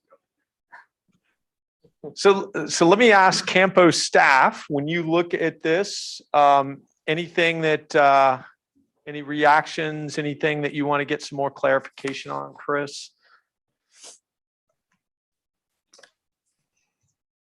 How do you respond to all this? Eating quietly in the corner. Mayor Gilbert, when you say, creating a seat at the table or engaging with communities, are you thinking more of like citizens? I know there's some MPOs across the land that have like citizen committees. And CAMPO, we don't have one. We have a bicycle and pedestrian kind of committee that talks about that specific issue, but we don't have like a citizen sounding board kind of committee, which we have talked about back and forth. It's hard with such a large region, but now that we're everybody's virtual capable, that might be something easier. But is that what you're thinking? Is more And citizens? I'm not sure, like, definitely, but yeah, that's a great idea. I know it's really, I mean, we have the contact, right? I know who are the major players in my town, but just make sure we have a primary focus on that, because I think oftentimes when decisions are made, it's too late, and they have concerns. So how do we communicate that, and what CAMPO does with those communities, really? Good. Anybody on your staff who is DEI focused, if that's their job? Who's what focus? Is there anybody on staff who's a DEI focus, part of their job? Bonnie focuses a lot on that. She keeps up with our Title VI plan, just from an engagement perspective, but not, I wouldn't say that's certainly not 100% of her job. Oh, I was talking more about outreach. Yeah, so Bonnie does, we have environmental justice maps, and we've got all those communities mapped out, and so we'll do special outreach with different of our outreach efforts. We'll have a focus on that, be it translating things to different languages, or making sure our website and our web materials are visible to the visually impaired, and things like that. So she definitely pays attention to that. But it's one of those things, that she's one person and we've got her doing 800,000 things. So, but that's one of her 800,000 things. Certainly something we could always do a better job of. So maybe perhaps one of the efforts is to have a person who's specifically dedicated Yeah. equity. Mm-hmm. Because let's face it, if more than one person is responsible, then nobody's responsible. And so I'm just thinking if we want to make that statement, and I believe we do, that equity is important, and who's our go-to person who is minding the store on that? Well, I'm not building on that. That's another idea. Under STAR, I think that, I noticed it was here on this additional ideas and meant to bring it up. We don't have anything to do with evaluating Chris. And I think that it may not be absolute that it's one or the other, but that we should be involved, the board, the executive board, who better than us to know how effective he's been in his role. And so I would suggest that the board evaluate Chris as part of the annual process. Okay. Without, it would be additive, not to begin with anyway. See how this goes. Mhm. I don't know how it would work. I'm not an HR expert. Somehow we need to have a role in evaluating the executive director of CAMPO. Okay. Good. And that's also going to tie into our last discussion of the day around just what decisions you want to make sure that you have authority to make. But Am I getting ahead of you? no, you're always right on. Chris, any other questions or reactions?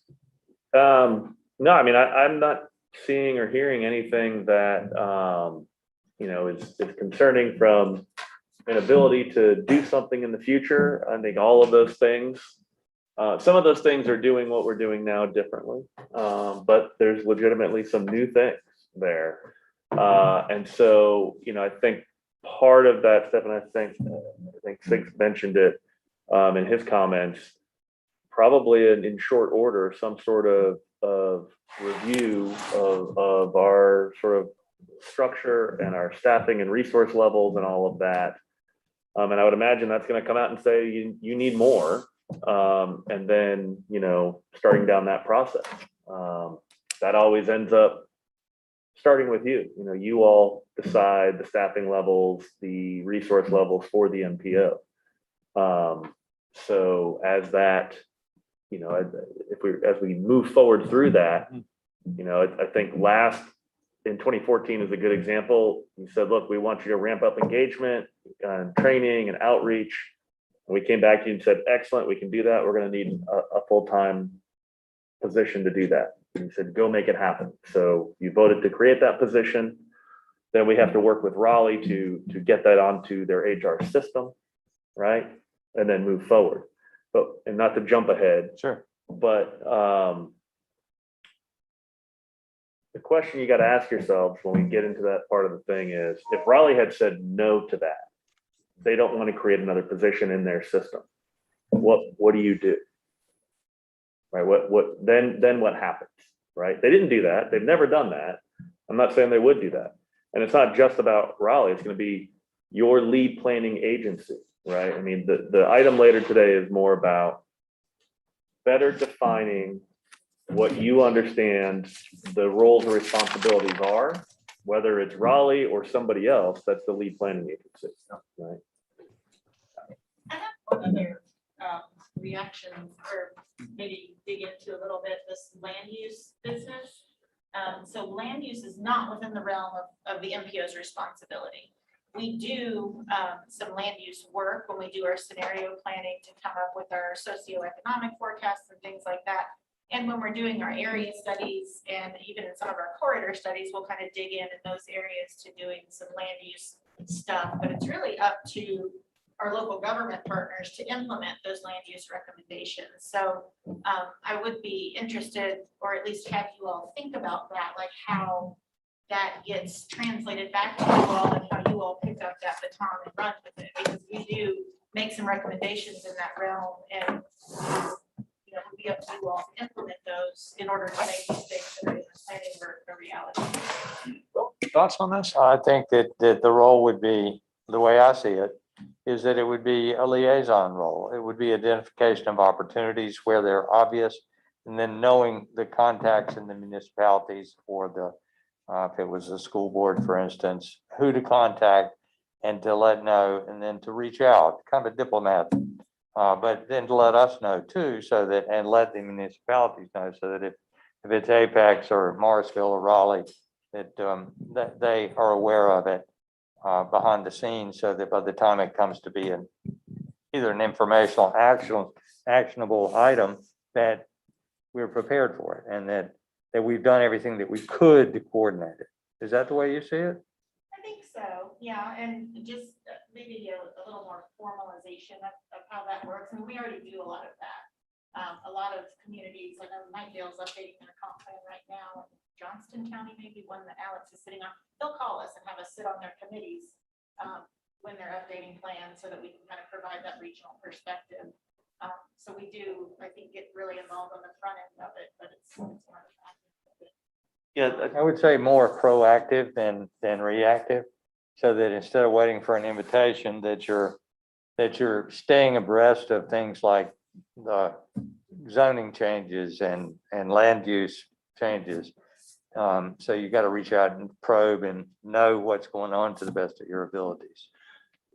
I think for maybe one other thing for today, I mean, some of those are details we'll have to figure out, but along the way here, but one other thing for today is maybe your thoughts on sort of what altitude that sort of resource should fly at. Is it fairly high level? So when the Northeast area study update is completed, or the Southwest or Southeast area studies, whatever it is, and there's a list of to-dos for CAMPO, for NCDOT, and for each local jurisdiction. And generally those to-dos are policy changes, right? Is it that person, their role is to then go work with those individual jurisdictions to get their UDO updated, right? Or, that's pretty high level. Or is it much further down in the weeds that you would see this kind of flying in? You want somebody from CAMPO sitting on each technical review committee that's reviewing land use plans, every single land use plan that comes in the door, right? I mean, so the solution to that is a very different sort of resource at CAMPO. So I don't know that you have an answer today, but definitely what we need some more, we would need probably more direction on this is, where do you all really want CAMPO to be in that, right? And I don't know that there's a wrong answer to it, but it's a very different answer. If we've got 19 local land use jurisdictions and we want to have somebody on every TRC looking at land use proposals that come in, that's very different than, hey, let's work with you to add a sidewalk requirement to your UDO. And maybe it's the big stuff like Apex is dealing with Viridia. All right, there's gonna be a lot more coordination on a big thing like that versus, well, we got a new Walgreens that wants to go in and we're looking at driveways. You probably don't want CAMPO involved in that, That's I more I wanted the to how make level. sure, Michael, you had a that you guys comment give here. us about. Yeah, I do. I don't think, what I don't want to do is, or I don't think is necessary is that we create staff positions to do what Chris is suggesting or describing rather. But the educational piece, I think, is where I'm headed with respect to incorporating land use policy or land use experience, whether it be from past experiences, which obviously could be beneficial, like okay, here's what this municipality did and here's the result. And maybe try to guide or direct or influence reasons why maybe this particular land use area is not real conducive to the future because of directly related CAMPO responsibilities, primarily all being related to traffic. I hope that makes sense. We have a very large, well, it's the largest development that Clayton will have experienced if it goes through. And it's on 42 West. And it could be, that could be highly congested, and it already is. I've read part of the TIA, actually, I've read the TIA from the developer, but I've not been able to read the NCDOT response. But it's that sort of thing that if we as local boards can reach out to CAMPO and say, hey, we need some help here because we want to know what the big picture is that CAMPO has looked at. The other side of that is CAMPO maybe could be more proactive in saying this particular amenity from CAMPO is available to you, and we would love to participate if you feel it's necessary. Does that make sense? Absolutely. I think so.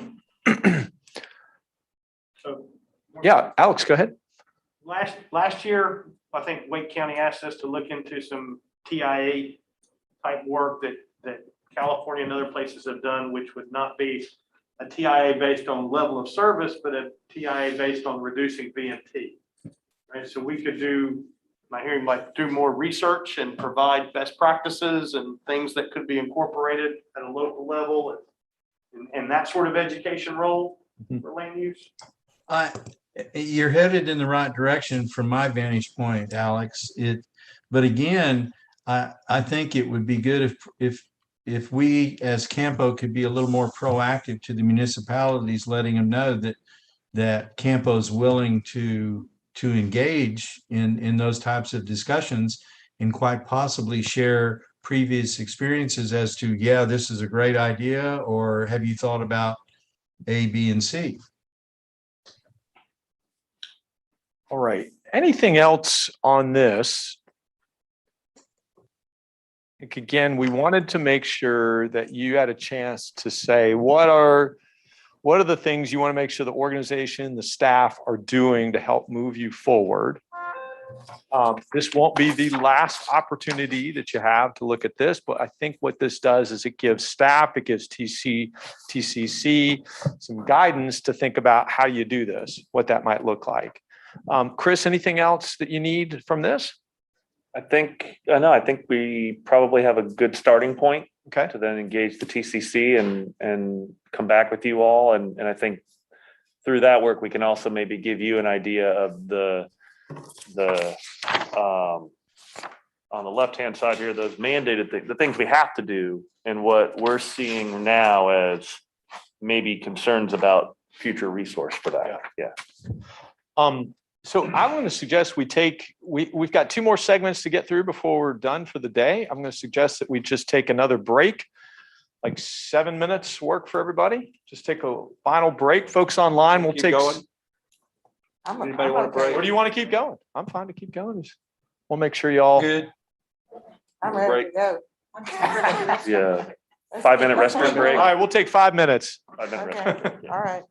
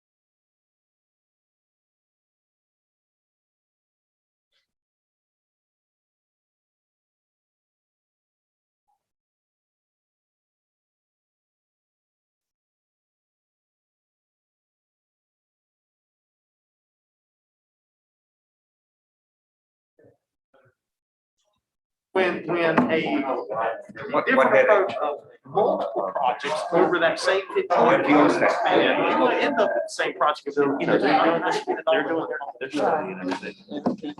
Some of the feedback goes, All right, we're gonna come, we're gonna reconvene for the last two conversations. Folks online, thank you for hanging in here during this break. So he may never come back and talk about it again, but if he does, then we'll start having conversations. So I told him, this is just the. You're gonna have a what if with me, that's fine, but you need to be prepared to talk about it. We're not sitting over here joking about this. Yes. I don't want to waste time talking about this unless it's. Let's go on. We'll start.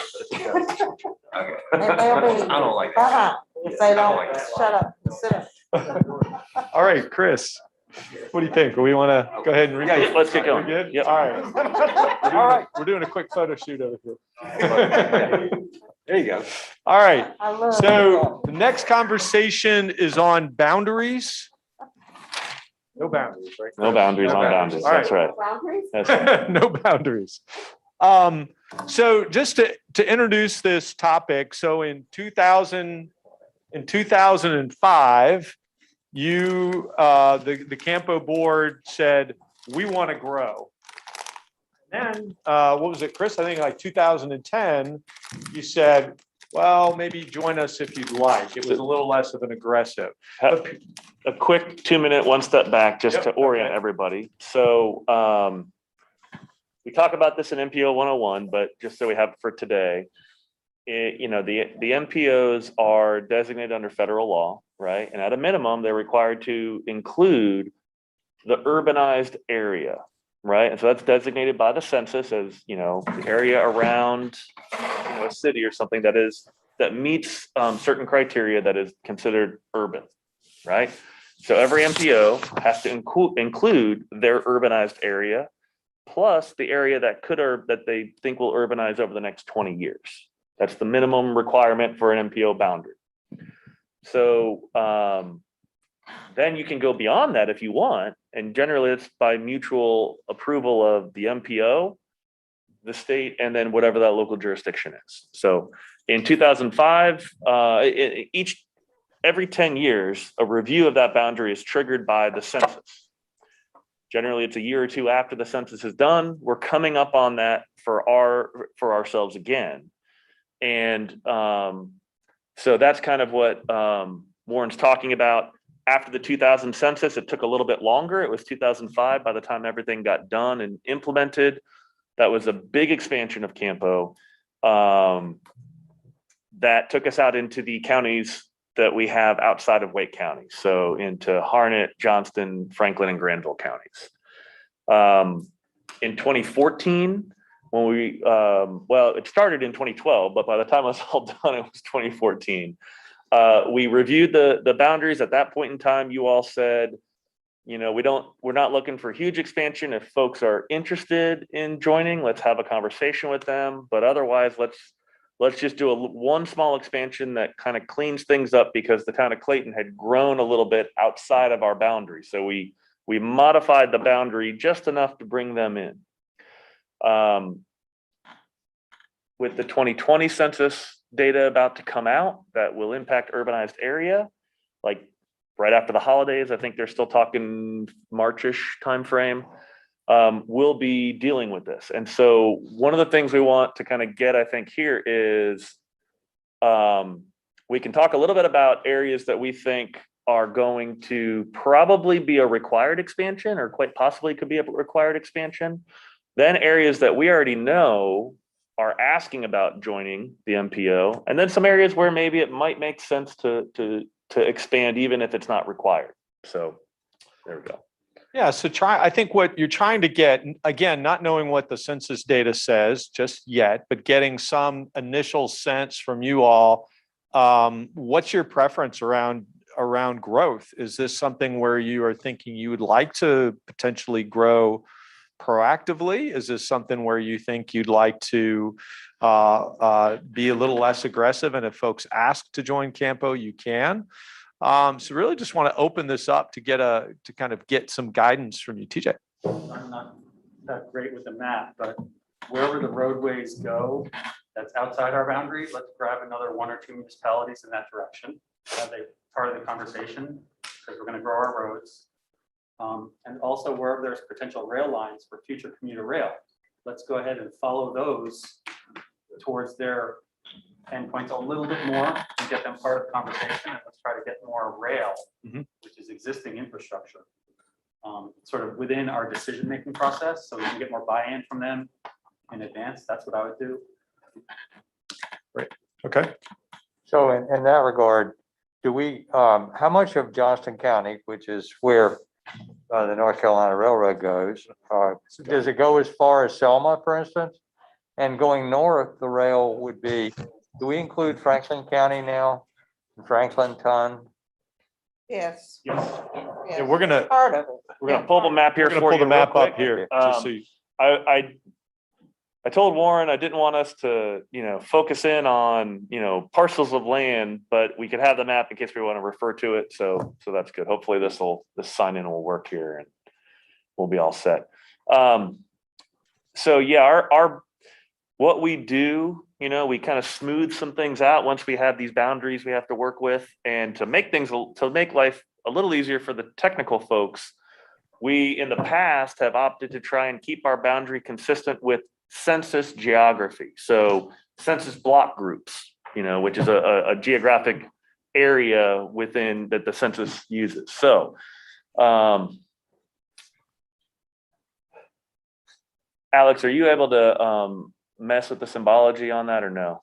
I'm not exactly sure. Okay. I'm just thinking art. There you go. Let's start with that. So can you zoom out a little bit and just kind of orient everybody? The purple, big, thick purple lines you see on the screen, those are the boundaries for the different MPOs and RPOs in our state, in our area, right? So the big one in the middle with the big, oh, you just turned off the big gray area, no problem. The big one in the middle there, that's CAMPO, okay? So it's all of Wake County. It's the northern portions of Harnett County. The western, we'll call it about 1/3 of Johnston County, right? And then up in Franklin and Granville counties, it goes up to the river. Not exactly sure what percentage of the counties that is, right? But that's our current boundary. Right. Are you saying that we have to annex someone else's MPO in order to do this? No. So the way it works actually is we wouldn't annex from an MPO, right? If we expanded, it would be in areas that are covered currently by an RPO, right? But it'd be it would either be because the feds required it or because it was by mutual agreement, right? So we can't just go into Smithfield and say you are now a member of CAMPO. What we would be doing is one of two things. One is the urbanized area has expanded and now it goes all the way to Smithfield. Federal law says we've got to incorporate you into our MPO. Welcome, we want you here, right? Or it could be, hey, the urbanized area is here, but over the next 10 or 20 years, we think it's going to expand out here. We would love for you to consider joining CAMPO and let's talk about what that means, right? That's kind of how that would go. What's that? Are we more expensive?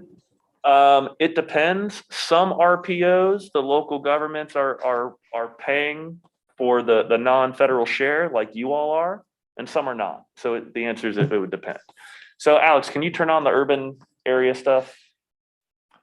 So the gray or black, depending on the screen resolution you have, is the urbanized area. Was there a smooth boundary in there too? Let's use that one instead. So by the end of the process that happens for the urbanized area, this is what you get. The big gray blob in the middle, that's the urbanized area here for us, right? You'll notice in Johnston County, right where the cursor is, that is what the census calls an urban cluster, right?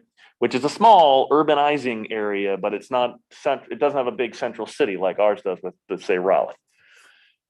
Generally, when an urban cluster ends up merging with an urbanized area, when they've grown into each other, they get combined into the same urbanized area. So sort of take that line of thought for a moment. We were about 3,000 feet away from merging between our urbanized area and the Smithfield-Selma urban cluster in 2010. Growth in Johnston County in the last 10 years, a lot. So if we had to guess today, right, my guess is going to be that we're now going to end up being merged together and that we're going to be expanding in that area, whether we like it or not, right? That would mean, is it 7 new local jurisdictional members, if I remember correctly? Wilson Mills, Selma, Smithfield, Henley, Four Oaks. In Princeton, right? Princeton's east, but they east of 95. Yeah, so 6 to 7 new local jurisdictional members of CAMPO at that Is point. that hard line on the east on Interstate 95? Yes. Yeah. Yep. So what would happen is our boundary would kind of move to the east to just east of I-95, right? And now, rather than being on our periphery where we think about it and we kind of we're stakeholders in discussions on it, it would be in our MPO and we would be responsible for planning for that. Required by the feds. Require that in this example, yes. Now, it may be that we're not required to take that in, but you all may say, look, it makes the travel shed and a lot of other reasons, it makes a lot of sense. Go out and ask them to join us, and then we'd have a conversation with them. That's part of what we want to get at today is that. We know, and Commissioner Weatherspoon was not able to join us today. He had planned to be here in person, but he had a conflict arise. So I'd be remiss if I didn't mention that he has, they very much are interested in CAMPO expanding to the south down to Lillington, as well as Campbell University and the county airport that they have, which would mean Bowie's Creek and a few other areas down there would end up being that little east to west sliver of dark gray there would end up likely coming in as well if you were to move down there. To the west, back in 2010, we had conversations with the Durham Chapel Hill Carborough MPO about Chatham County. That you can see part of their boundary does go down into Chatham County.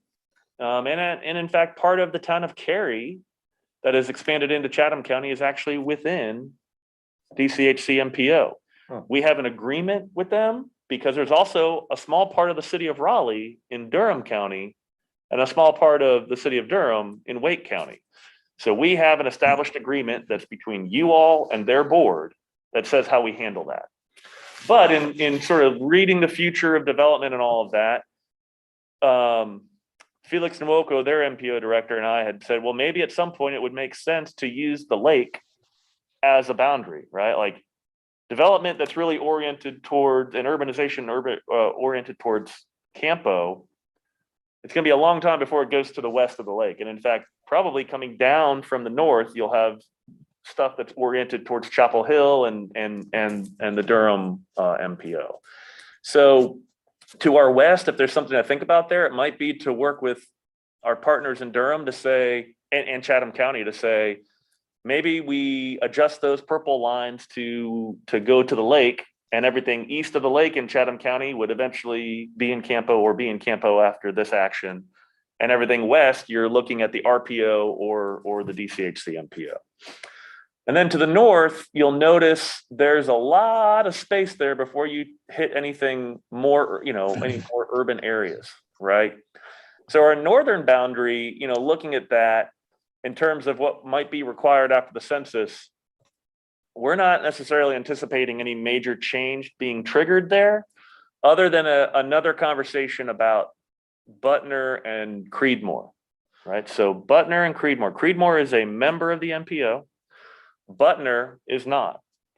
In 2009, they actually had sent a letter requesting membership, and we said, this is great, excellent. How about we do this in another year and a half when we deal with the census boundary change? They then decided at that time, a year and a half later, they didn't want to become a member. So we've had to figure that out using I-85 as the boundary. But that's kind of a quick sort of counterclockwise trip around our existing boundary today, so you can kind of understand where we're at and what's going on. So Chris, can you just say a little bit about what might be the benefits of not aggressively growing? I don't know if these are benefits or not, but certainly impact is there's fewer mouths to feed, right? When it comes to funding decisions and fewer things to be concerned with, right? And I'll tell you, we have plenty to do whether you want to expand the boundaries or not, right? Now, having said that, if you want to move those boundaries and go all the way to Rocky Mountain for crying out loud, we'll figure out how to get that done, right? But more people at the table, and so everything that comes with that. Alex, go ahead. You might want to mention that when the census expands the MPO boundary, that population increases your funding. Yeah. When you voluntarily grow, that population does not. The federal funding, yes. So, whether it's our the federal funds that come to us for our operations at the MPO, or whether it's money that goes into our LAP program, right? Those are both driven by population of the urbanized area, which again is set once a decade, right? So the amounts we get now, the percentage of the money that we get now is based on what our population was compared to all other urbanized areas in 2010, even though it's 2021. So that is true. Local money that comes into the MPO, that obviously would go up because they'll be paying in just like you all do for what goes on here. So, but on the other end of things, if we have travel patterns that are impacting those areas, it might be better to get ahead of the curve and get in there and start doing good planning work. Not that they might not be, but good work oriented towards our MPO, right? It's one reason why when we did the Southeast area study, the first one several years ago, Alex was actually the project manager for that. I argued very hard that we include that area of Johnston County until we figured out what the boundary was going to be, or in anticipation of at some point soon, we are going to have to expand out there, and that we might have a good baseline of transportation planning done and have things queued up to fit in well to all of our programs if and when that happens. Chris, this is Michael. This is just a thought, and I'm asking for your opinion. In Johnston County, if we were to go from Selma to Benson and use I-95 as the border to bring those additional municipalities in, would that be a reasonable option, do you think? Yeah, so I think if it's a voluntary decision, there's definitely we could, and they were willing, then you can make that work. If it's a required thing, it's going to be whatever the urbanized area boundary ends up being out there, and that urban cluster you see on the map right now. Yep. Chances are it'd be a little bit bigger from what you're seeing on there for 2020, Yes. right? We don't have that yet because they haven't released it yet. Right. Well, the reason I bring that up is because the 4 fastest growing areas happen to be Clayton, Selma, Benson, and Smithfield. And it's just a thought. I'm not suggesting we go do that, but I was curious. And obviously, we'd want to include all those municipalities in that discussion as well as the county commissioners. And I was just going to say, I think our intention of this conversation is not to worry about the specifics of where and how, but to get kind of that bigger picture guidance from you all about the direction you think is important. Well, I can already tell you that Zebulon is right there in that corner where they're building in Johnston County. Where's Zebulon? Pointed out to. Yeah. Okay. The upper right hand. Yeah, and I mean, it goes all the way down to where it's going into Johnston County, and their traffic impact is already being felt. 96, 39, and I don't know if we had any seat at the table when they were becoming the fastest growing in the state right now, Selma area. Yeah, I could definitely see the need for them to be incorporated voluntary, involuntary, because that whole area is developing at such a rapid speed. And I don't know, do you have to like wait every 10 years to get a census, or can you request an updated census at some point when there's an area like that that's growing exponentially? Yeah, so they can do a special census. Morrisville's done that in the past, twice. Yeah, I'll let them tell you their thoughts on that at some point, but the actual urbanized area, I don't think that would change as a result of a special census, right? But again, it's the urbanized area plus 20 years of growth. So there's a lot of leeway in that 20-year part, you know, that we can talk about. We do have a good bit of Johnston County incorporated in the MPO already on the western, you know, edges there. But yeah, like Warren was saying, the direction I think that we're looking for from you all today is sort of what's your pleasure, high level. We're going to have to come back and have more conversations about it. Is it, yes, I'm going to say expand the empire, but you know, let's look at active expansion. Is it, you know what, we've got plenty to do with what we've got. If it's not required, and nobody's coming and asking, don't worry about it. I might be oversimplifying it, but Can we expand the boundaries between the census? yes. So 5 years from now, if we discovered that it had grown in an area that we weren't aware that it was going to, we could bring them in. We could, yes. It is not a short or low impact process. Right. So we do this, if we incorporate one new member, our MOU, sort of the constitution of our MPO, needs to be re-ratified by every single member. 2014, Shelby, how long did that take? About 18 months? Every single member plus the governor. Plus the governor, yeah. So it Takes a little while. Oh, yeah, sorry. go ahead. No, go ahead. Go ahead, I was Chris. just going to say just to finish that response, this is not something to be taken lightly. Any change to the MOU is a big deal. So, yeah. What I was going to say is honoring the functionality of this group, I want to continue to try to preserve that and foster that and improve that. So what I would offer is I'm happy to look at expansion, particularly if it's federally mandated, but I would be very hesitant to bring people in who don't want to be part of us. I agree with that, Sig. I don't think we should be aggressive about it. I think we should take in what we have to and let the rest of it go.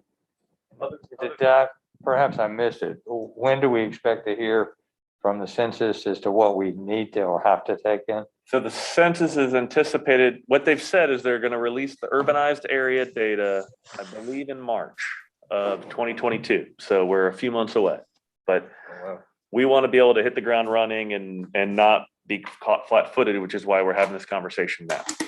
I agree with Vivian and Sid. I think what's interesting also just to note was before the 2000 census, that purple boundary was just Wake County. And at the 2000 census, Wake Forest smudged up a little bit into Youngsville, and Fuquay kind of smudged down a little bit towards Angier, I think popped right over the Wake County line. And so that was when Ed Johnson, the director at the time, started thinking more globally beyond Wake County. And that's when those purple lines were drawn. And Chris said at the top of this, you know, we're supposed to be the urbanized area plus what we think would be urbanized within 20 years. And it's been 20 years since that census. And so you can see that we did kind of capture that. The dark gray is the 2020 census urbanized area. So I think that's interesting that at the time it felt like a really big aggressive expansion, but you know, it turns out that in a lot of areas it was right on the mark. Can I just get, Oh, I'm sorry. well, I just want to get a kind of folks back here, any perspective on this in terms of how aggressive or less aggressive? I don't believe we got enough on our plate, and we need to do a really good job at what we're doing now. I think being aggressive would be a distraction.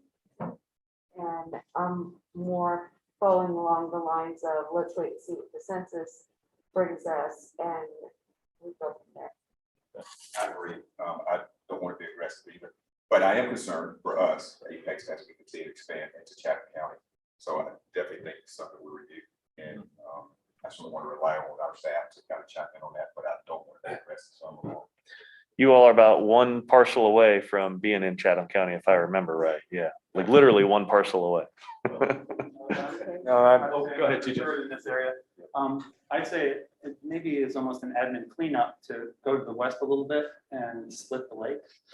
Just sort of change the border there proactively, taking 96 from Zebulon a little bit to the right.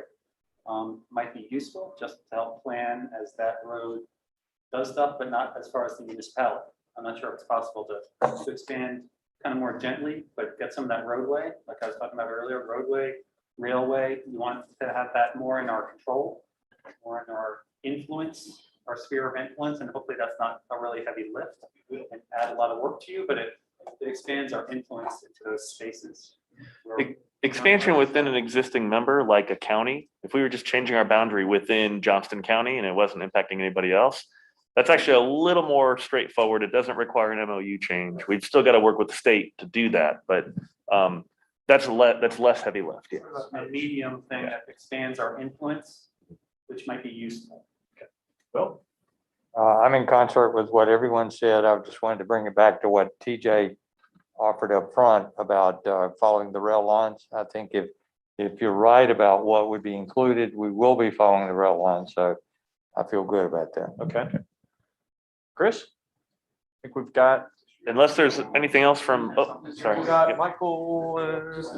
Just another comment, that also will be putting us closer to the railway, in Selma. Yep, sure would. And obviously Selma has been much talked about with respect to commuter rail and rail. So the rub on this later for you all is being good ambassadors to any new members we bring on board and coming on down to meet folks or wherever we need to go out to talk to them about it. See that. Sig likes to travel. We'll head out there. I think that's good conversation. I think we've got some clear direction. Thank you for Alex. Thanks for bringing up the map there. Really, really helpful. Last conversation that we want to have, really important one, is around your CAMPO's agreement, MOU with the lead planning agency. And again, I'm going to ask Chris if you can set this one up. You have some different options. You can be more independent. You can be less independent. And I think one of the reasons you're having this conversation is where do you want to get some real clarity? Like what are the things you want to get really clear of? Our conversation is around what are the things you want to make sure you have the ability as a board to make decisions on, and then what are some things that you could leave up to the lead planning agency, whoever that lead planning agency is. Right now it's Raleigh, but Chris, you want to add any more context to this? Yeah, so just real quick, who doesn't know what lead planning agency means? So everybody understands that, I'll just keep going then. Okay, so that's sort of our administrative landlord, if you will, right? So in 2005, we weren't here. I think Mayor Jones, you might have been on the board, so you can kind of speak to this better than maybe anybody else. But when that expansion happened, it was also a desire to ensure that to have clarity between what was Raleigh and what was CAMPO. It would seem as though over time, right? What was your LPA and I want to make sure we're not making this about Raleigh because it's not Raleigh, it's the LPA that will serve the MPO. Is there any chance it's going to be anyone but Raleigh? Ultimately, that'll be up to you all, Right? It's possible. It's possible, right? I mean, What option would it be? Would it be Wake County? so the first thing that would happen is you all would say, staff, go find other possibilities, right? Yeah, so it could be Wake County, it could be Cary, it could be Morrisville. It's whoever's willing to do it. But I think the first thing and what's important for you all is to decide what you want that relationship to be. Again, I think in 2005, from what I've always been told, there was some clarity that was decided upon at that point. I think with our current LPA over time, some of those things maybe we're at a relationship level rather than a documented level. And so over time, some of that has changed, some with your knowledge and input, some without, and not maybe without sinister intent, but just Raleigh, in this case, Raleigh wanted to do something different than what they had been doing. And so they did it, regardless of what that meant for the MPO, right? One example might be when they implemented their new compensation study and they did reclassification of positions. In 2005, you all were pretty adamant you wanted CAMPO specific staff positions created, and they were. In 2018, those were reclassified into regular city of Raleigh classifications, right? You all provided some input along the way that, what you all wanted, but they decided to go a different direction. So in that case, you said at one point, thou shalt do this, and Raleigh agreed to it. Now, of course, Raleigh as the LPA can always say, well, we don't want to do that. You need to go find a new LPA. In 2018, you said, we want this, we want it this way. And they decided to do something different, right? And you guys were okay with that. So I think this is always a good check-in point to see where you're at with what you expect, and to make sure we don't have a disconnect between what you view as something and what they view as something. So my hope at the minimum is that we write stuff down, very soon as we move forward. I've got some examples that I can kind of run. And some of the things, and some of the things have come up, like performance. You mentioned. Do you want to have this board have the performance review of your executive director? Chris, what are some of the other? Some of these, it's also, you got to think about best case everyday scenario versus worst case scenario, right? Contracting. That is something that is universally agreed upon as different, right? The Raleigh City Council legally cannot enter into a contract on behalf of CAMPO, right? You all, and now that that's been legally clarified, we bring contracts to you. In 2010, you established a threshold. It's $250,000 through discussion at your meeting on what I can approve if it's in our work program and budget. That's actually different than what the Raleigh City Council has said for the Raleigh City Manager. And that's fine. It's just, there's a difference there, and we figured out how to make that work. Raleigh has made it clear their attorneys are not our attorneys. We have our own attorneys now, right? We've clarified that, and we wrote it down. That was the important thing. Then there's little things like policies, right? You all have established some policies, and they might be different than Raleigh's. There's also situations where it's not written down, but it's universally understood. City of Raleigh has a policy on what business cards look like and what they say. CAMPO business cards are CAMPO business cards. So on the one hand, and nobody's done this, but someone could probably in HR make an argument that the CAMPO staff is in violation of a city policy for having different business cards. But you all have said CAMPO is CAMPO, and you're not there representing Raleigh, you're representing CAMPO. So some of this, I think, is we don't have to have you all agree on a letterhead policy, but it's, I think, establishing what that relationship is so that we can then go in when things like this come up over time and we understand what we're supposed to represent, right? Budget might be another example, right? We've sat around the last week or so and kind of thought up some of these. If you all want to make a change to the CAMPO work program and budget, and it requires changing the numbers in there, right? You all vote on it and do it. Because our budget has to be custom.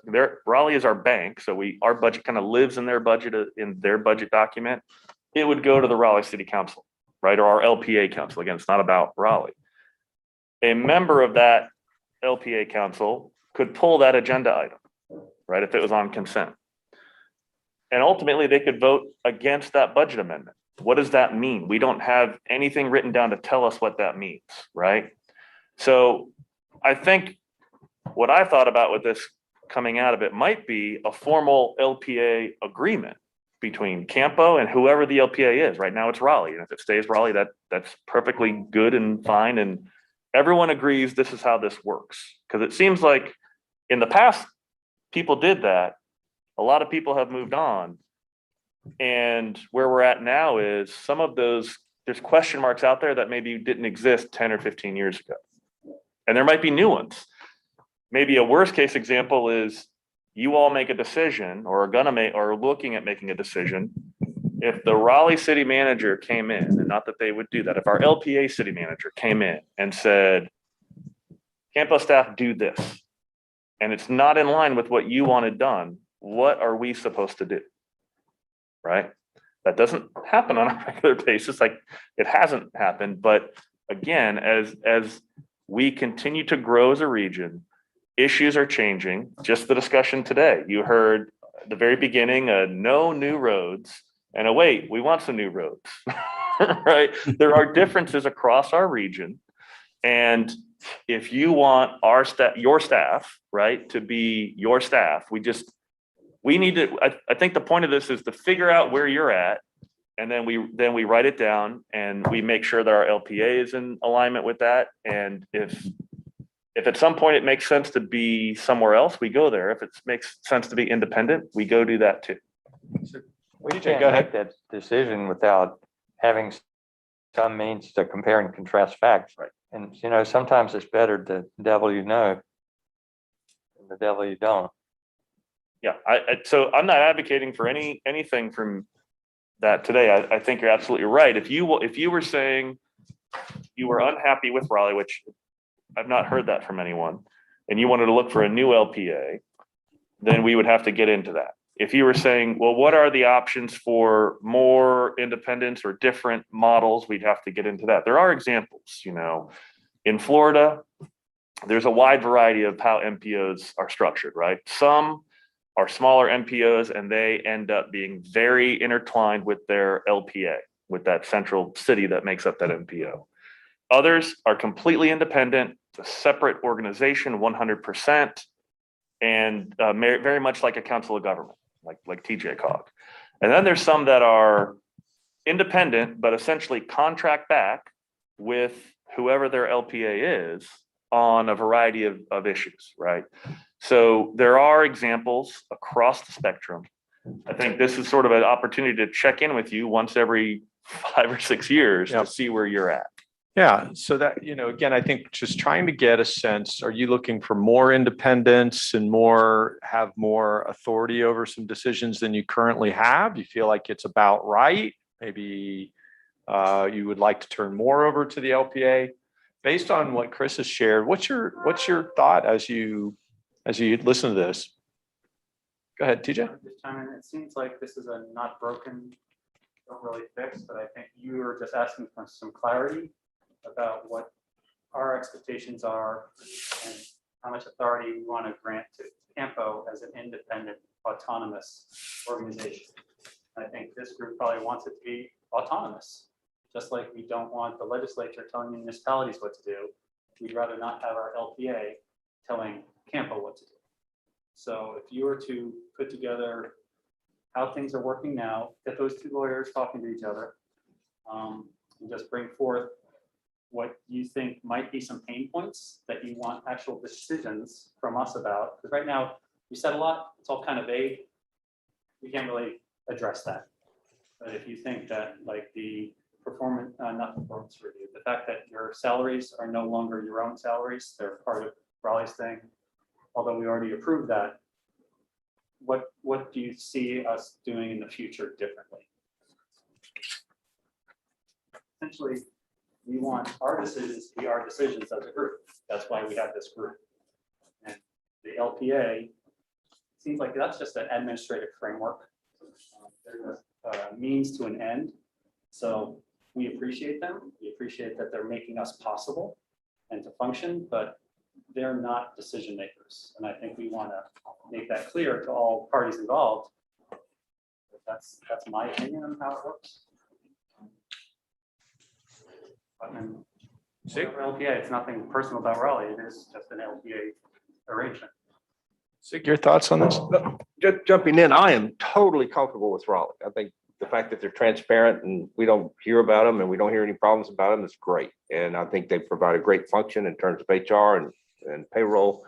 There's two issues that I just highlighted that, wanted to bring up one that Will mention briefly, but I think that this board needs to have some input on our executive director at the evaluation stage. And so that's all, I think right now you're evaluated by Michael Moore, which is, if this group is fine with that, I'm fine with that, but I would like to have some input on that process because I think that's what we work with him. We need to have input on that.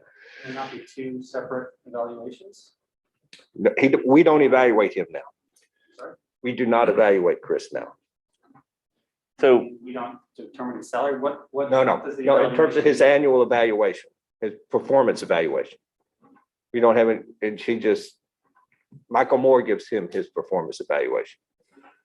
So I think that we should have some input on that. So Why can't we do our own? I So think that's what he's saying. I think that's, that's an area where you all would want to make a decision, right? Who, if you're saying, you could say it a couple ways, right? Like, I think the way it worked for several years was with your staff, administratively, they lived somewhere in Raleigh, right? In some department. For a long time, it was public works, then it was planning, now it's transportation. I think really it depended on who the department director was on how much they involved you in the review of that executive director. So if your all's feeling is that you should be involved or you should run that show or you don't want to be involved, this would be part of what you all want to decide and how you want to do it moving forward. Does that make sense? But so that's the first thing. So the second thing is, as Chris was saying, their salaries are based on City of Raleigh classification job descriptions. And I think that we need to have our own job descriptions, or at least our own salary classifications. And so that's why I'm advocating for a salary study to see how our salaries compare with other MPOs around the state and larger MPOs. So we continue to keep these folks and we pay them adequately. And that may or may not fit into the job classifications of the City of Raleigh.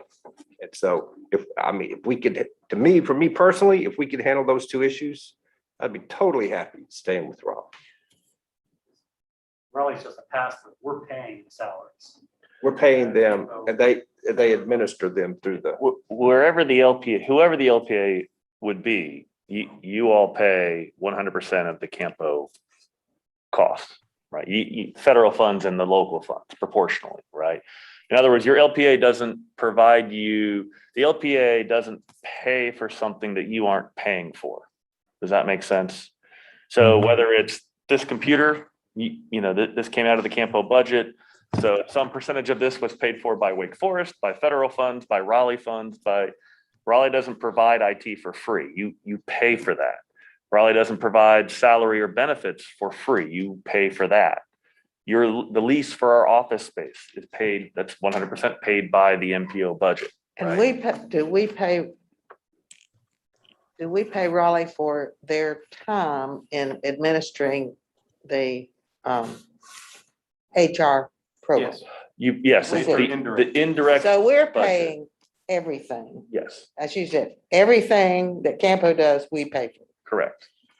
Then we should have an agreement with them that we establish the salaries and we administer the evaluation. I think that's inexcusable that we don't do that. Well, It's kind of a little bit off from what Vivian said, but just to be clear, to answer what you were asking, TJ, whereas we pay it, we don't establish the levels of those salaries. Right. right, like if we do this study, can we tell Raleigh what band each of your staff members are? That would solve the problem. Call it whatever you want, as long as you guys are getting paid appropriately. I think that's part of the problem, is it's unclear what this board does versus what Raleigh does. The problem is it's not written down. So again, and Mayor, I don't want to put you on the spot, but if you have a better recollection because you were there, then I just know what I was told the day I started working and then what I found in our files over time, which was, at some point after that big expansion, there were discussions and there was some level of clarity on a lot of these LPA, MPO issues. Not much of it was written down, right? And so over time, as the people who, oh, we do it this way. Why? Well, because that's CAMPO and we agreed to do it that way. If that's not written down, then, and those people move on, or board members here move on, then that's sort of lost to history, if you will, right? So I think at a minimum, coming out of this, I would love for us to have things written down, whatever that's going to be, right? Today, I'm not advocating for anything other than decide what you want and then let's write it down. And your LPA, some benefit you get out of the LPA, right? And this is a tangible thing, but it's also intangible. If we were completely independent right now, and we have a staff of 17, right? And we tried to get benefits, health insurance, it's going to cost a certain amount of money. By getting our benefits through the LPA, which is what we do for the staff, their rates are based on 4,000 employees. So that cost is lower. It's still a cost that you bear 100% of, but the cost is lower. It'd be if you went from a Raleigh size LPA to a Morrisville size LPA, it's going to be whatever your rates are. That's sort of what you're agreeing to provide that rate for and cover the LPA staff, or excuse me, the MPO staff in that case. But again, I think at this level, the thing to, and I know there's somebody online that wanted to talk, but what do you want that relationship to be? What do you think it is now? And it might be that you all are in agreement on what you think it is. And if your LPA thinks it's different, then obviously we've got to work that out. And I'm sorry, and I will be quiet here in a second, but in your example, if you all said, do this study and it came up with, it's at $100, and Raleigh was saying, well, we have it at 90, there could be a disagreement there. And obviously that has to then get worked out, right? But if that's something that you all think that you have a role in, or that you say you want to roll in, then we need to make sure that's established and documented. So I want to make sure that Ronnie, you get a chance to jump in on this. Yeah, Chris, I think I'm following what you're saying. I apologize. I had to step away and I kind of got into the middle of this. But I know CAMPO has really evolved over the last 20, 25 years. It's much different than it was 25 years ago. So I think some of what we're talking about is evolution. And I didn't hear it, Chris, but I'm just wondering, or I probably, from my perspective, I'd rather have it. Has the CAMPO staff create a recommendation? No, I don't think we have a recommendation. And that's this is to get direction from you all on recommendations that might come forward. And I guess if I have a recommendation today, it is whatever you decide, let's make sure we write it down and then everybody's clear on what it's supposed to be. Yeah, but I'm talking about from a substance standpoint, probably none of us know as well as you and your staff, how it works from the inside out. So I guess I'm asking you, do you even have from a staff perspective, do you even have a recommendation how we should structure it? Yeah, so I'm not trying to avoid answering your question. I really am not. So we need some information from you before we can give you a recommendation. Does that make sense? Like if you're saying, well, no, we want a very strong LPA that is very much involved in that management, then we can give you a recommendation based on that. If you're saying we want a much more independent approach, then we can give you recommendations on that. So I think what we're hearing so far is that the system overall is working. There are a couple of pain points which we've identified here, which clearly need to be addressed. And there are probably some other issues which are ambiguous right now that need to be, identified. And then the board can say, yes, we need to clear this up, or that's not important. But the overall more independent, that's what I'm hearing, is that it's not broken. It's just there are a couple areas that need to be addressed. But I want to check that with you all. Yeah, I agree. I don't hear it's broken either, but I do know, what happens today gets us to places in 5 and 25 years. So, as we, I think somebody used the term revolution versus evolution.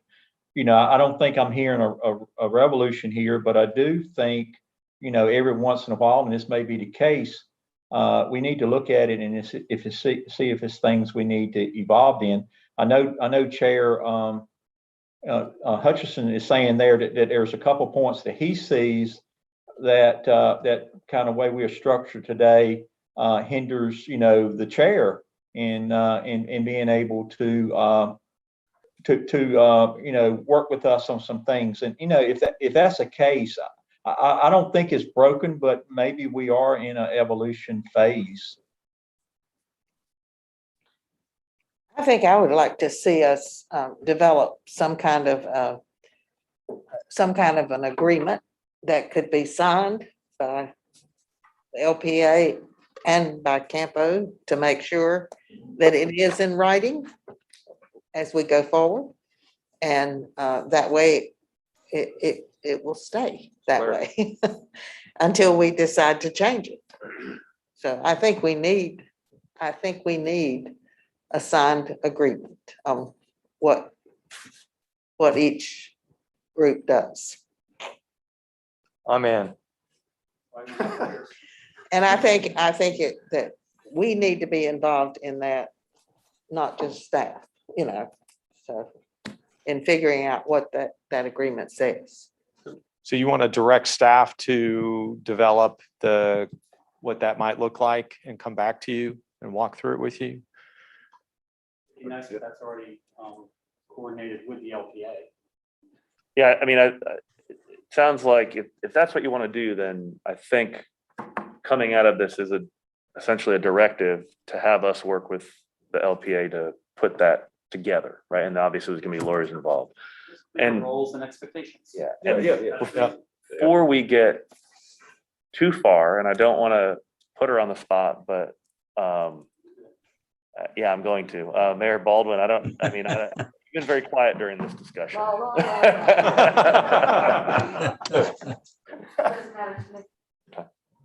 Here's the thing, if there was ever, as long as I'm on this board, if there was a conflict or whatnot, I would do the right thing, which is basically say, hey, we need independence and not all, so you gave the example about the business cards. I was intimately involved in that. It's all branding and marketing. That's why they have their policy. Well, you're your own individual brand. No, there's a line there. So anyhow, but okay. I'm good. Thank you. If you had called me Mayor McFarland again, you would have gotten. Different I'm answer. joking. Different answer. Yeah.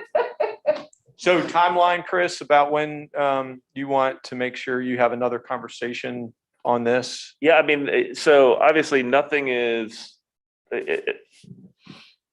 what I think I'm hearing is I can start having conversations with Raleigh administration, management, saying, hey, they've had this retreat. This is the direction they're going for the strategic plan. And it's to provide clarity on these roles and responsibilities.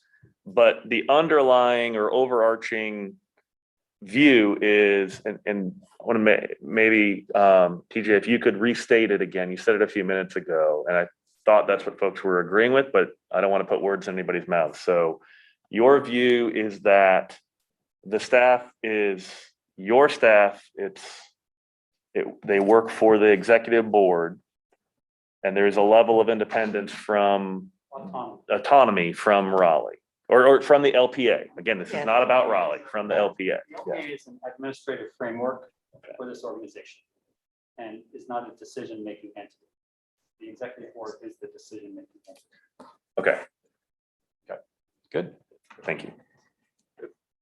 So how far should we stipulate that that extends? Does that extend to evaluations and levels of salary and numbers of staff?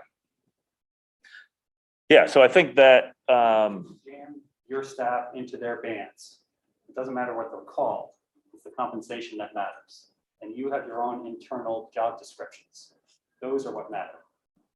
You can call them a sanitation engineer if they're getting paid the same. They know what they're doing here. Yeah.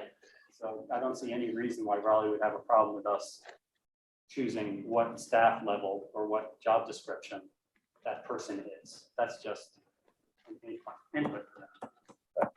so, I mean, I think some of those details that you're asking about are what get worked out through that LPA agreement. But that LPA agreement gets crafted, a draft of it gets crafted with, if you're all in agreement with TJ, what he's saying is sort of here's how we see this working. This is what this means. And this is what this means for us. There's no reason why, sorry, I don't mean to interrupt.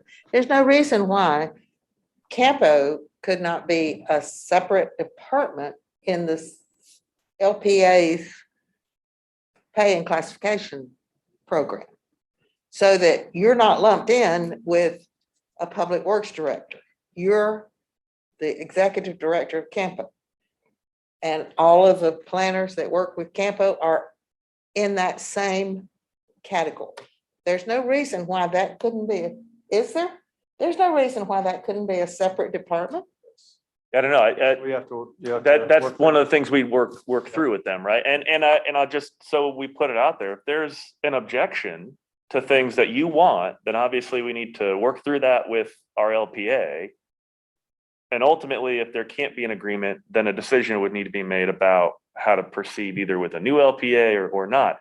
Now, I think in reality, there's probably going to be there are folks in Raleigh who would welcome the clarity that we're talking about providing, right? Certainly, not to call out departments, but there are central service departments in Raleigh that, they handle everything for Raleigh. So when we walk in the door, I'll pick on finance and like, no, our contracts go this other way.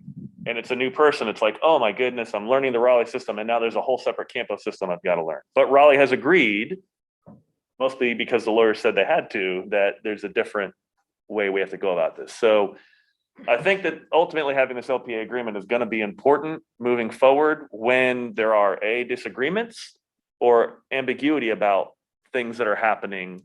And there may be very good reasons why Raleigh wants to change something for Raleigh, but it also makes sure that you all have a say in what that means for the resources that you have that you're paying for. Chris, I think your lawyer should draw up those talking points that become eventually the draft agreement. The key word is clarity. Just wanted to say it. Clarity, right. Okay, anything else, Chris, on this?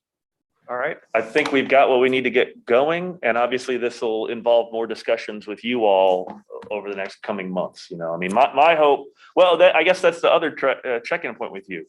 Do you all see a timeline for this? Is it just whenever it's ready? Is it, I want this in 3 months? Is it, I want it so that we are clear by the beginning of the next fiscal year? 3 months. I don't have to say 3 months. So how about,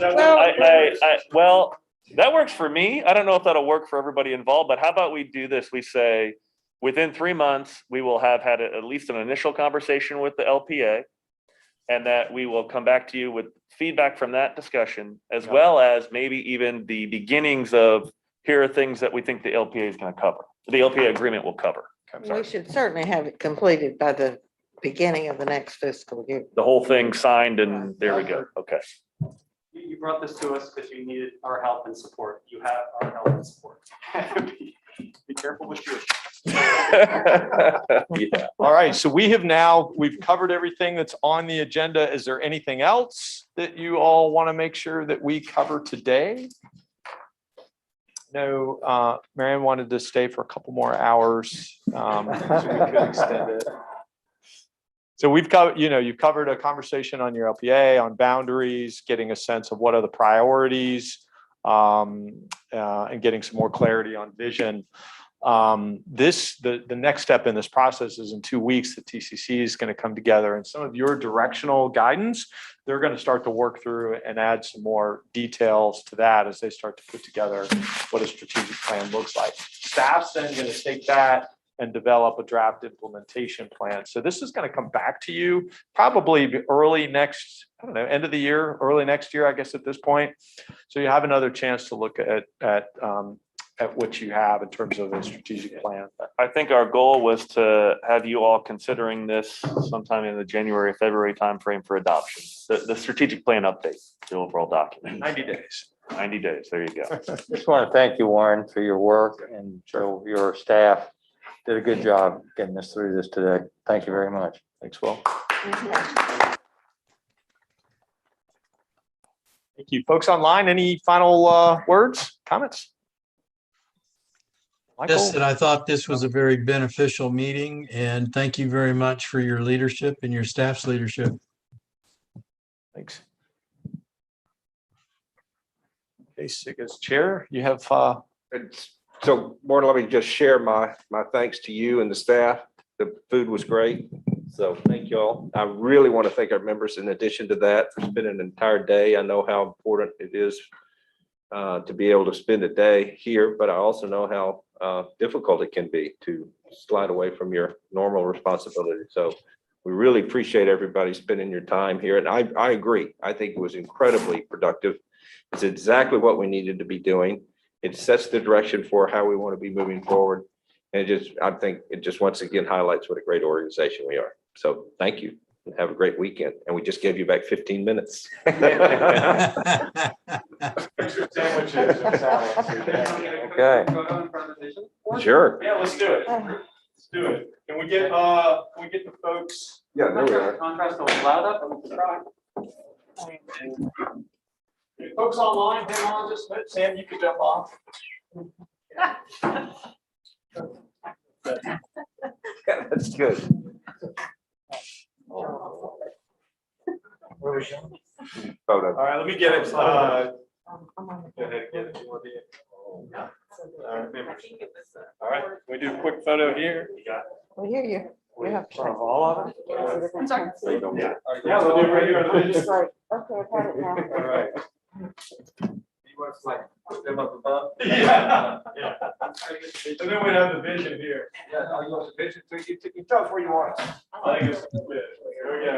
Ronnie, you need to You only get the smile. mayors. Please hurry in. I'm coming. There we go. Can someone get Ronnie to look? There we are. Ronnie, there we go. Yeah, there we are. All right, Ronnie, smile. Okay, excuse me. Because this is Robertson, right? Virginia Roberts is in your head, so, How are we gonna do that? um. Can you slide that way? Yeah, that's good. I'm trying to get rid of that, so. Angle. That one?